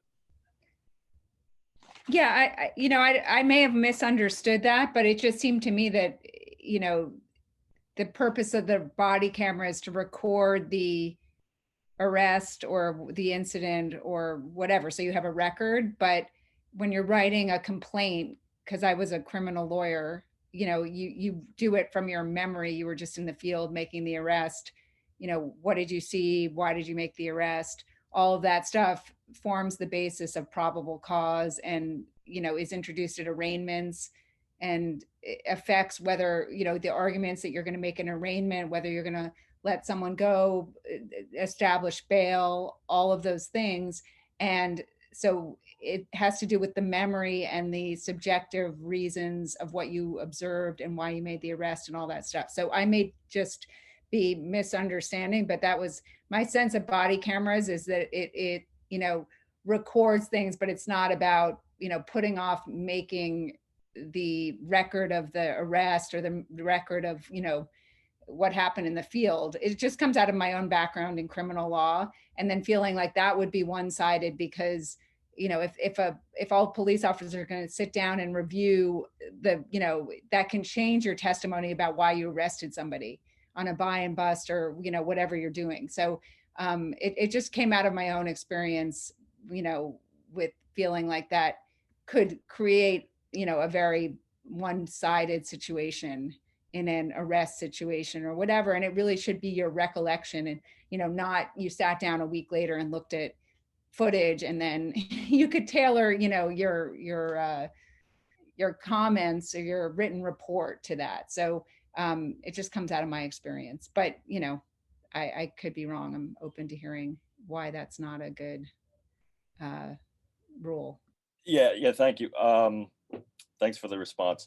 But when a police officer is involved in a situation, your adrenaline could be pumping, as the ADA mentioned. You have a split second, depending on the situation, to make a decision. I respectfully disagree with your reasoning. Whatever action the police officer took is already done. I have, worn a camera before, and you have to spend hours reviewing the video footage, depending on obviously how long it is.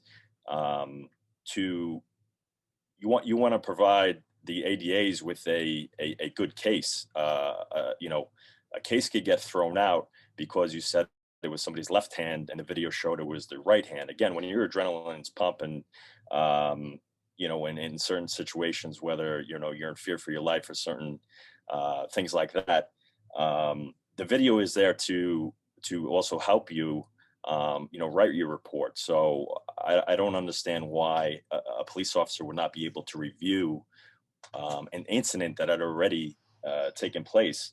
And as the ADA mentioned, victims who are going to sign any type of affidavit or statements, if there is video footage, they see that video footage and make sure their statement is accurate. Again, and that's to protect the accuracy of your statement.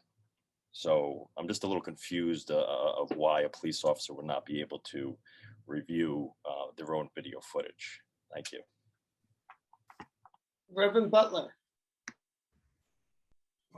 Yes, I happen to agree with Michael Horstman on that one. You want the report to be correct. You're not going to change what took place in the video by looking at it. I mean, if there was a way of altering that video, then I have a problem. And I think Willa Bernstein is really, really, in a nutshell, saying she just wants to protect the integrity of that video, and even the testimony. Again, by being a police officer, I know if you say left hand, it was a right hand, that case is thrown out based on that alone, which I don't think that's justice when it comes down to the law either. So my thing is, I do agree with the police officer should be able to look at it just like a victim should be able to look at it, so their story is accurate. And you cannot change the video, and the video will show exactly what it is. So I don't really have a problem with that, but I'm an advocate for body cams. I'm an advocate for that because body cams protects the police officer as well. When someone makes a bad accusation or say, well, he did this, with the camera picks that up, that no, he didn't say this, he didn't say that, but it needs to be held. And 6 months seems to be pretty much enough time, unless there's a serious case or a homicide or something in regards to that. I think 6 months is enough time, because usually a person, if they're not going to make a complaint in 6 months, and they're probably not going to make it anytime after that. Lisa? Yeah, so I'm of two minds on this one. I see both sides of it, to be honest. I think what it boils down to is, if say we unfortunately have an incident, is the culture of a police department so much that people are willing to do whatever they can to protect their fellow officer, or are we going to try and get the truth? And we certainly just saw that in Suffolk County with their body cam incident last week. And we can, I am not going to debate, you know, what happened and how it happened. What I am going to say is that there is definitely a secret code that you can clearly hear on that video, that when the officer walked up with the body cam on, that there was clicks and You just muted yourself, Lisa. sorry, to let everybody know that there is. Oh, no. Just so you know, we cannot hear you. You must be in a bad area. Lisa, we can't hear you. Can you hear me? Lisa? Have something. Oh, wait. Sorry. It's okay. You're going to have to back up a little bit because you must have been in a bad area. No, you know what it is? When I get a phone call in, it messes up my phone. Where did you guys last hear me? Back when you started to talk about the incident that happened. Okay, so it definitely in Suffolk. I'm not debating, you know, what happened, what didn't happen, but when the officer with the body cam came on scene, you can clearly hear, you know, clicks and whistles to inform the other officers that there's somebody there with a body cam, and that's problematic to me, and that's something that we want to obviously avoid. So maybe this particular what Willa wrote isn't the answer to that, but I do think that we have to acknowledge that that's a possibility, and it may not be a possibility in the department right this second, but maybe 10 years from now it would be. So I'm always thinking about now and later. So like I said, I see both sides, and I'm just trying to think of a way to kind of reconcile those two things. ADA, Ahern. My comments are very limited. I know there was a discussion about a time frame for keeping footage, if that's the direction that's recommended and the town board adopts. I would just, particularly for the trustees, as you're considering anything like that and the budgetary impacts, it would likely be that 6 months would be insufficient. Criminal cases have a statute of limitations that extends well beyond that, depending on if it's a misdemeanor or a felony or something more serious, like a homicide. But and then civil matters have a different statute of limitations as well.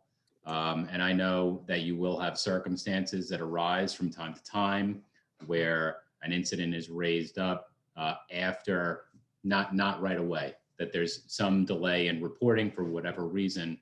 And so you're going to, from a budgetary standpoint, just make sure to consider that component of it. Is when you talk storage, you're going to need storage that's going to be, that's the most significant cost, I think. I'm not as versed as the chief is, I'm sure, but storage is the most onerous cost that's related, and you're going to need to have storage that is in excess of that. And another just budgetary concern, just to keep into your mind, is you will need, obviously, the capacity to review it.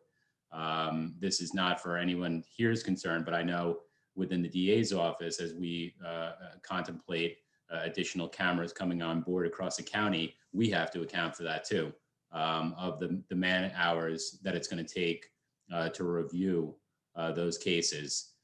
So if you have a large incident, I dealt in the world of vehicular homicides, you could have 20, 25, 30 officers that are on scene for an appreciable period of time. So it's just, it's important to include within your contemplation those matters as well, because they will affect the practical implementation. So they just have to, it's not that you can't talk about your goals, but you have to also, I think, consider the practical aspects of it if you want to be a success in whatever direction you go in. And that's a real one. That's a real world impact. Chief? Yeah, I mean, maybe obviously didn't make myself clear. There's no particular incident if the cop just gets out of the car and he's walking down Main Street on foot patrol and he's got his camera on and nothing happens, that's going to be kept for 6 months. If there's an incident, that'll be kept for as long as necessary. If it's an arrest, to go out through the statute of limitations and the appeal limitation. So, there is going to be a lot of storage. It's just things where there's nothing particular of interest that might only stay for 6 months. But anything that is of consequence will be kept for as long as is necessary and legal. And the only other thing to address what Lisa said is that's kind of the problem when you only have like one guy wearing a body camera. Our plan is for everybody to have a body camera, so there won't be any way for people to, there'll be no reason to signal because they'll all be wearing body cameras. Michael Horstman. Thanks, Mark. I just want to reiterate that, once a police officer, makes some type of action, that body camera is catching that image. It cannot be altered. So, it almost appears like, the way it's written is trying to entrap the police officer, as maybe the police officer said it was in the left hand and the video shows the right hand. So, again, the video cannot be altered. The action already occurred prior. And, if you're not able to review that video, it's having a body camera is pointless for the district attorney's office for evidence, in my opinion. Thank you.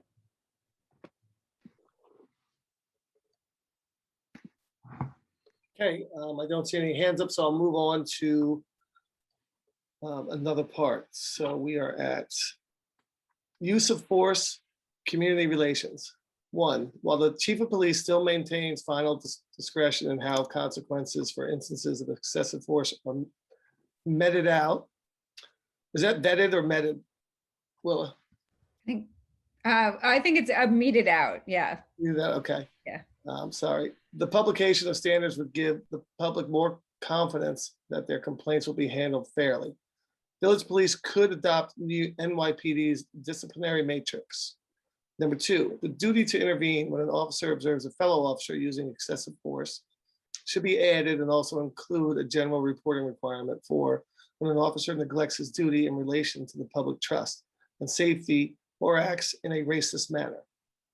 3, GO 223, general orders to be modified to prohibit retaliatory force against any person in police custody with mandatory discipline for violation. 4, GO 118, community relations, modified to establish monthly meetings with liaison and stakeholders group. That is section 5. Chief? I have no problem with the vast majority of that. I read the disciplinary matrix from NYPD today. It conflicts with village law. So, that kind of gets into presumptive penalties and all that type of stuff. It's just not legal for a village police officer. Village law rules how we can be disciplined. There's only 2 penalties, a 30-day suspension without pay or a termination. Everything else has to be negotiated as basically a plea bargain.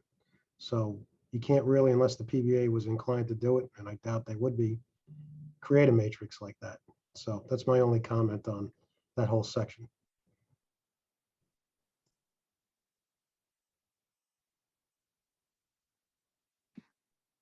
Okay. 6, disciplinary guidelines. 1, GO 109, employee evaluation will be modified to specify that past incidents of formal complaints will be used in evaluating promotion, retention, and disciplinary decisions, and records of past complaints will be made available to liaison in event of a formal complaint. 2, modified GO 136, recruitment selection, to add that background investigation, subsection D, should include analysis of whether a candidate has demonstrated hateful language, acts. Trustees to negotiate to eliminate the rule that police officers cannot be formally evaluated after the 45-day probationary period. Every officer should be subject to yearly written review. Number 3, GO 111, internal affairs to be modified so that formal complaints are shared with the liaison. Number 4, GO 108, recruitment to be modified to add commitment to community policing principles and equity as a qualification. That is number 6. Chief?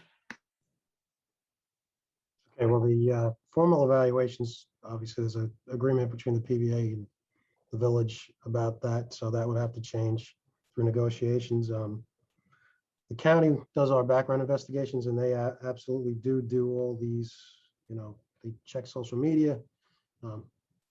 Cops that maybe came from another police department, if they have some of the stuff that would be released under 50A, they're being disqualified for that. I mean, the county does a very extensive background. We don't do the background, so that there's no political input put into what our decisions are. We get the list of qualified candidates after they go through the whole process, and we pick from there. In terms of the promotions, I actually didn't put the promotion order into the Dropbox, but I will after the meetings. And a number of factors are considered in promotions. So although it's not exactly the language here, we can certainly change it to make it more precise. And I mean, you guys will have to educate me on how to pick somebody on the principles of equity in recruiting, because it's hard to quantify, at least in my mind. That's all I have on that. Willa? Mark, Lisa was first. And Oh, sorry. let's go in order so we can be fair. Okay, I was just gonna say, I agree with all of that, and I will say that different municipalities are taking different actions on that. So in particular, Nassau was found to promote people who had 20, 25, 30 complaints against them. They are now changing that policy. So I think that's something that's probably in the scope of things. And as far as the reviews, the 45 days and the annual reviews, I understand the current PBA contract what prohibits that, but I think that's one of those recommendations that may not be a right now thing, but that we can put in that we're, hoping, that it's taken into consideration with the next PBA contract. And kind of on those same lines, I just wanted to let Chief know, one of the things that came out was that how expensive the storage is on these body cams, and the fact that they really are, they're like the one main supplier of this, so they can kind of bilk police departments. So there is a relatively good amount of police reform advocates that are going to be, advocating towards those companies. So I don't want you to think that, you guys are just kind of in this abyss alone. We certainly, if we all want body cams and money seems to be the problem, and storage seems to be the biggest issue that comes up time and time again, that again, we're resources for you, and there's things that, at least myself, I can say I'm fine with advocating for and alongside. Okay, Willa. Yeah, I just wanted to ask, because I understand that the NYPD matrix doesn't work under the village law, but is it possible to publish what the guidelines are for different kinds of discipline, so that the public can be aware of what the police department does in a disciplinary matters? Something that's between the 30 days and the firing. Is it possible to come up with some guidelines that you use that could then be published the way the public might have access to some of the orders, just so you understand the workings of the police department better than, the public does at this moment in time. I guess anything's probably possible, but we'd have to talk to the Village Labor Council, Vince Toomey, and get his recommendations on that, because I think that's beyond. And plus, to be honest with you, serious discipline is so irregular that it would be hard to say with any practical foresight that, all right, you do this, you're going to get that. I think the circumstances of each situation have to be looked at. And that's part of what NYPD did. They did a bunch of mitigating and aggravating factors, and time on the job, number of prior disciplines, rank, all those things are factored in. So it's kind of complicated to just kind of straight up do a menu of what can happen to you if you do X. But as I said, we could look into it. I'm not opposed to looking into it.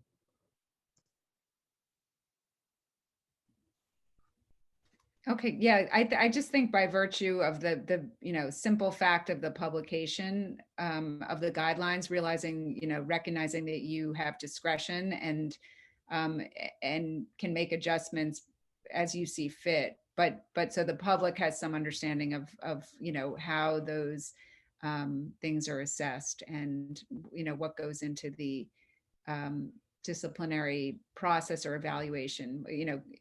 The fact of the publication is helpful, although some people say it's just, paying lip service, or it's just PR, or it's just whatever, and it's a response to a lawsuit. But I still feel like the publication of those guidelines, or even for myself, I have some background in criminal law, but seeing the orders is very, enlightening, or just educational in terms of understanding how things operate, which I think is a positive reform, even if it doesn't, it doesn't change how decisions are made and by you. It doesn't change that, but it still gives people a sense of how the department works, which is useful, I think. Okay, so that is the end of the submission from Willa. So we've gone over that. Now, Joe, do you want to add some comments or take this in a different direction now and get the Sure. stakeholders? So I don't know if anyone wanted to spitball, or just maybe start ranking the 6 recommendations and see where we are. I don't know if anyone has done that. I want to Will, thank you for your input. It's very helpful, and I think it's a good.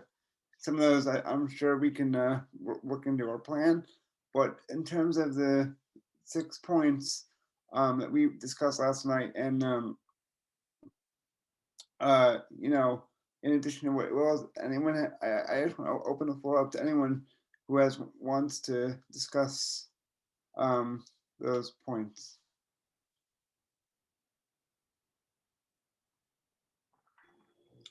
I think we have discussed them. I believe it's enough, at least for a start, and hopefully we can continue the conversation later on. That's how I feel about it, because I was intently listening to what was being said here, and I think we made some headway. I think we made some progress in that sense. I just want to make sure that it's not just something we talked about and it's something we submit, and then after April 1st, everything's forgotten. That's where I am. So are we saying we want to adopt that language right now, and then to Ken, and then we can have Ken send the official draft over to all of us? Is that what we're saying? Well, we have to come up with something, and I think what Willa Bernstein put together is good enough for me. I'm only speaking as one stakeholder. There's 17 people in here, so I'm one of 17, and can't count you two, so 15. So if someone else got to say that. I think it's fine. Take a vote. Do we want to rank them first, or do we just want to go for a vote? I think it's just a vote. But, you know, we have to do, what are we, is it a majority vote? How, and who is the stakeholders? Everybody's stakeholder except for the Yeah, trustee? me and the chief, and I believe Trustee Parrish and I are not voting, but I believe everyone else, aside from the chief and Mr. Horseman and Sergeant Lamison, I think, and Mr. Gray, I think the rest of you, I think that's what, 12 of you would be voting, or 10 of you. So. Trustee McLaughlin, as a member of the DA's office, we're not going to be participating in the vote. We're going to be abstaining from this vote. Okay. So I just wanted to make that clear for majority counts. 3 hands are up. Lisa, you're first. So is this going to be the last time that we can have input into the plan? I'm going to suggest, Lisa, that that you got anyone can submit written comment. I believe our second meeting. Can you remind me when our second meeting is in March? I know Trustee Parrish mentioned it before, but can you just remind the group of the date? I believe it's the 23rd, Joe. So would the 20th or okay, hold on 1 second. Let me check my calendar. 22nd. With the 20th. The 22nd, the village has an ARB at 7 to Zoom, so that's not going to be good. And Lisa's not available on Mondays. So how long would you need to, if there's any written comment, how long would you need to amend that or amend the resolution? I'm sorry, is that question directed at me, Trustee McLaughlin? So I'm saying, I don't know what you're asking me to amend. So if we close this tonight and we close it for written comment only, how long would you need via email to amend or add any comments going forward before the village can formally adopt this going forward? Because as was said, any recommendations that has language that would be illegal for village to adopt would be thrown out anyway. So well, no.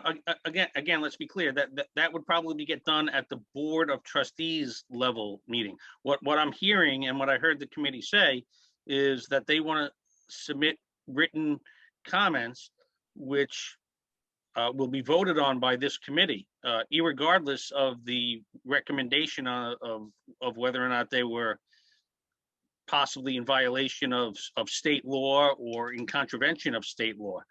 So I thought I heard, and maybe I'm wrong, that we were going to take any and every recommendation from a committee member, list it in the document, and then go down and vote on each and every one.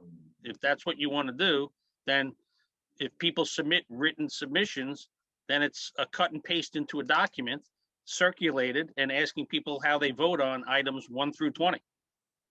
Would the stakeholders want to vote via email on the written comment, or do we want to vote tonight? Well, again, because of Lisa's request, I don't think we have all of the written comments. Yeah. I think as an accommodation to Lisa, because of her personal circumstances, she has asked for additional time to submit additional stuff. Is that correct, Lisa? That's correct. And you know, I'd prefer to kind of talk out some of those ideas. And I'd be happy if even just a smaller group of the stakeholders wanted to meet with me and discuss some of those things and see if any of them are worthwhile to put into the final plan.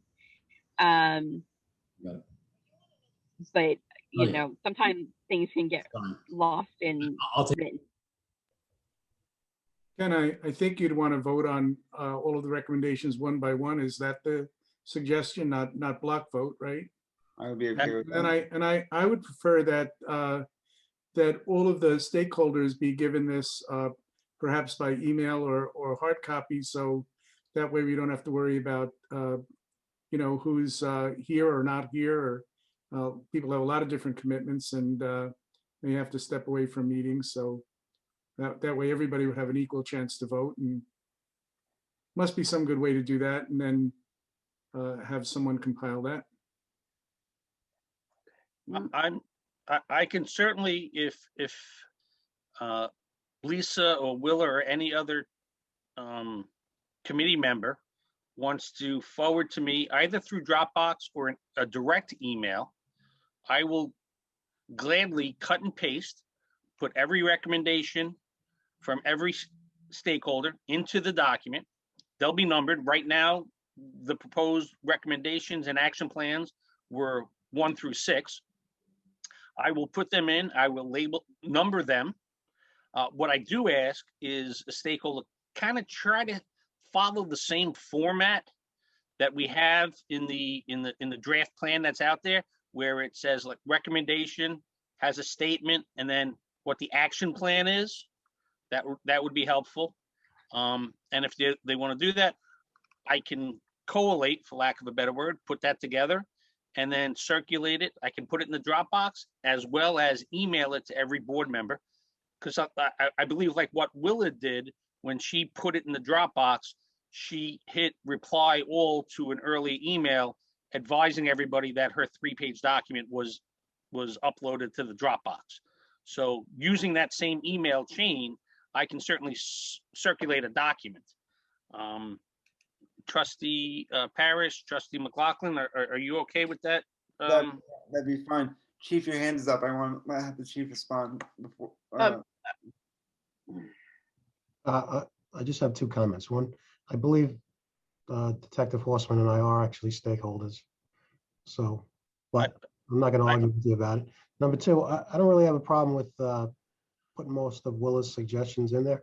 I think that the ones we shouldn't just take it in its entirety. I think the things that we all agreed on, and I think there's a lot of things there that we agreed on, should go in there, because obviously there were some things there were some issues where we didn't really come to consensus on them. That's all I have to say about that. Okay, Michael Horseman had his hand up. Yeah, thank you, Kat. I just had, I guess, because the chief mentioned it as well, a question for Mr. Gray. Is myself and Chief Cummings allowed to participate in the vote of this? Absolutely. You are stakeholders.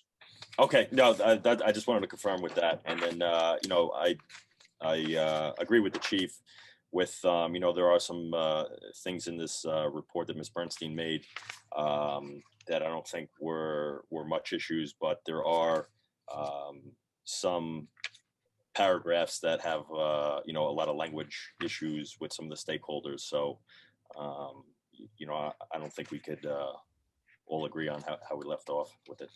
Thank you.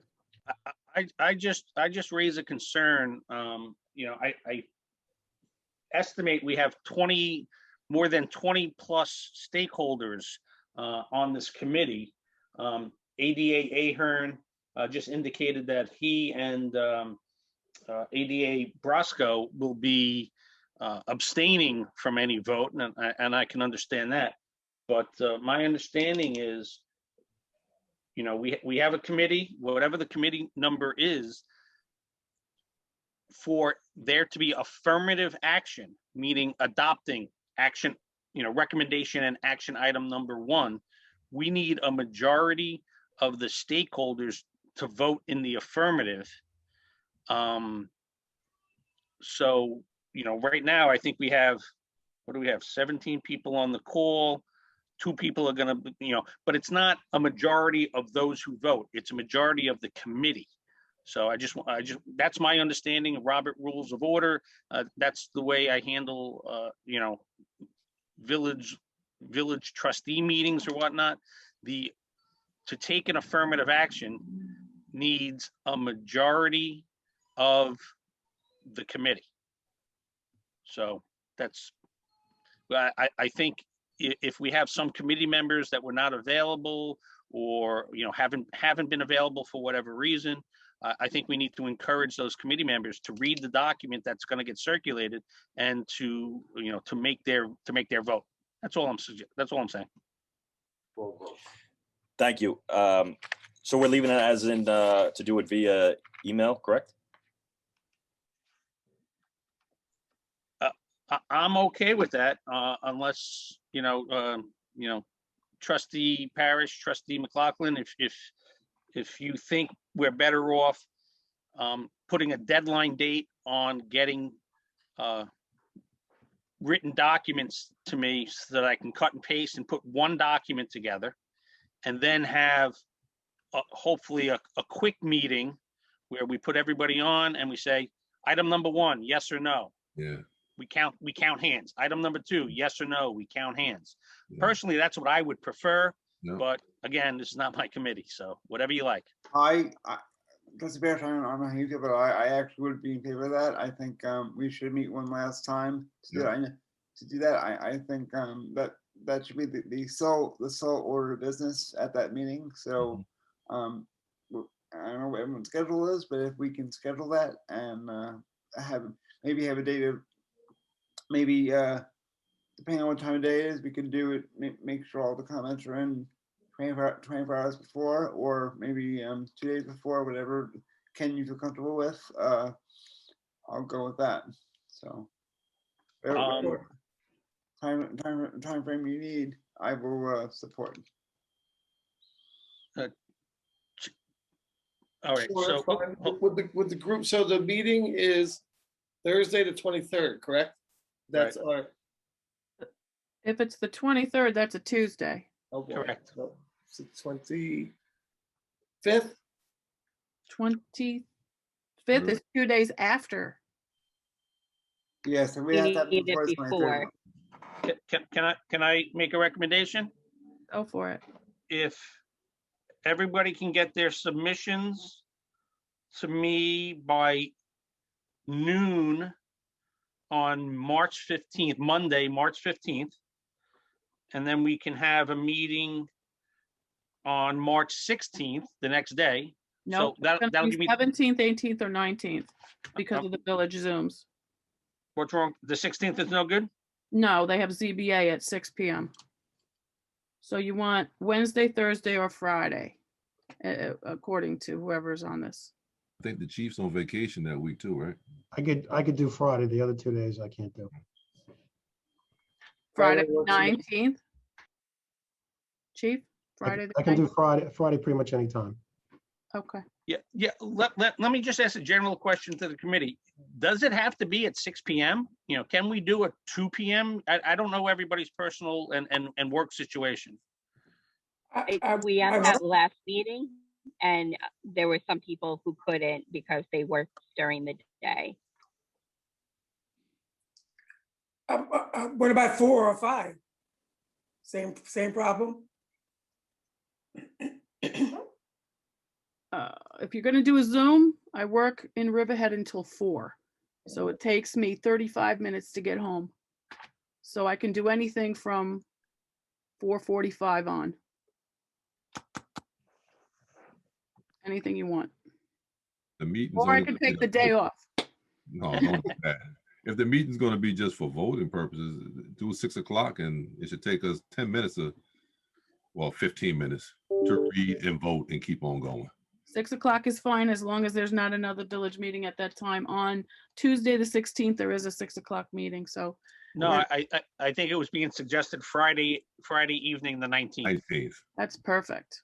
Perfect. I can do it at 5. I mean, if everybody can do it earlier. I could do 5. I can do So 5. can I? I can do 5. Mm. Yeah, that'd be better for me too. 5's okay with me. Okay, so how about we set, looking at my calendar, excuse me.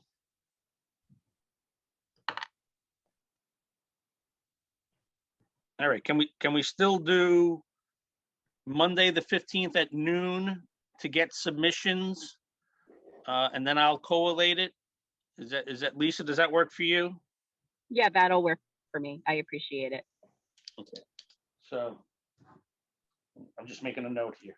March 15th, noon, submissions. And I'm simply I'm not gonna rephrase it. I'm not gonna, because I don't want to get into the debate on Friday that I reworded some of the language and it watered down what a stakeholder's intent was or anything like that. So literally write it down in what you believe to be the appropriate final format. I'll simply cut and paste, to make it look like a solid plan, obviously. I mean, it sounds silly, but I want to make sure everything's in the same, typeface and stuff like that. But I don't want to be responsible for rewriting your words and then them getting misinterpreted or changed. Does that make sense? Yeah, the one question that I have is, once you have the comments, can you distribute that document to us 1 or 2 days before the meeting? Absolutely, yeah. So that'll give me, I'm looking at my work schedule and, in office, out of office. So that'll give me a couple of days to do that, get that done, which is not complicated. But I need to be sitting at a desk. So I will do that and get that out to everybody. I promise, let me see, I'll commit to getting that out to you.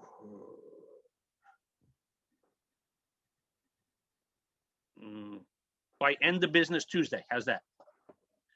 If everybody can get me everything by noon on Monday, I will get it out to the stakeholders by end of business Tuesday. Okay. And then on Friday, we'll have our meeting. And can you have an existing list of the recommendations we can get even before that? Well, who asked that? Trustee Father Parrish? Mike. Oh, Father Mike. Yeah, I'm sorry, Father. Yes, there was a draft plan that I put into the box, and what I'll do is, as soon as we get off the call here, I'll email it to everybody on the list. Great, that's super. No problem. Okay, now in the meantime, Willa, you've been waiting patiently. Oh, I just wanted to, I was just going to say, I think we should vote by roll call. And then, I think we should straighten out beforehand who's a stakeholder and who is, who's voting, and do it by roll call. But I also wanted to just say that I've already submitted the comments. So Ken, can you incorporate those into the report? Because I have a 2-year-old and it's going to be, I can't, I've already spent many hours on the project. So if you could incorporate what we talked about tonight, since we're not voting. If you don't want to alter what you've already submitted, I'll just cut and paste it and drop it in the document. Yeah, that would be great. If you need it in another format, because it's a PDF, I don't know, then let me know, but I can resend it in what I created it in. But if you could incorporate. What you put up was a PDF? Yeah, I can resend it to you in a whatever Word document. That'd be great. You can send it to me directly. You don't have to put it in the Dropbox. If you can send it to me directly, that'd be great. Okay. And Lisa, whatever you have, if you want to send it to me directly feel free to put it in the Dropbox, but if you want to send it to me directly in a Word, that's fine. That's fine. Okay. And anybody else, of course.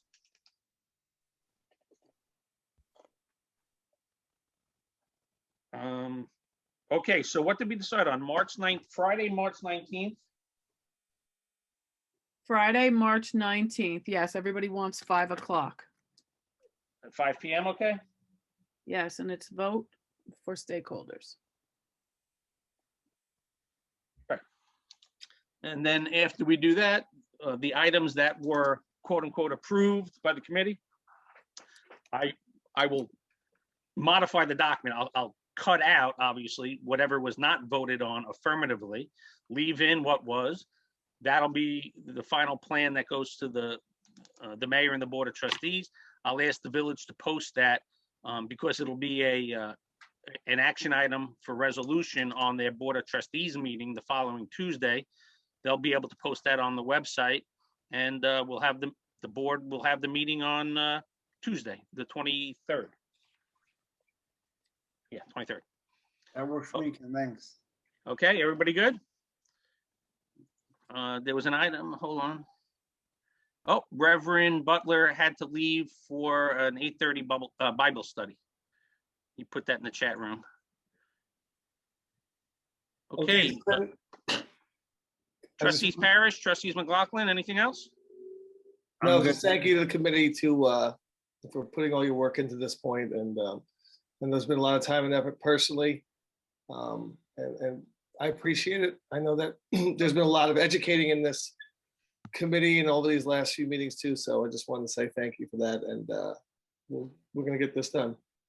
Yes, I too would like to thank everyone for their time and dedication, both our police and private citizens who have given a lot of time, including Kat, who's been doing these meetings for us. So I wanted to just, on behalf of the trustees and also as the police liaison, I think it's, I just want to thank you all for, again, your time and your effort and your suggestions. It's all helpful, and it's all for the best. So thank you. Okay. Thank you, everybody. Good night, everyone. Thank you. Good night, everyone. Thanks. Night. Aye.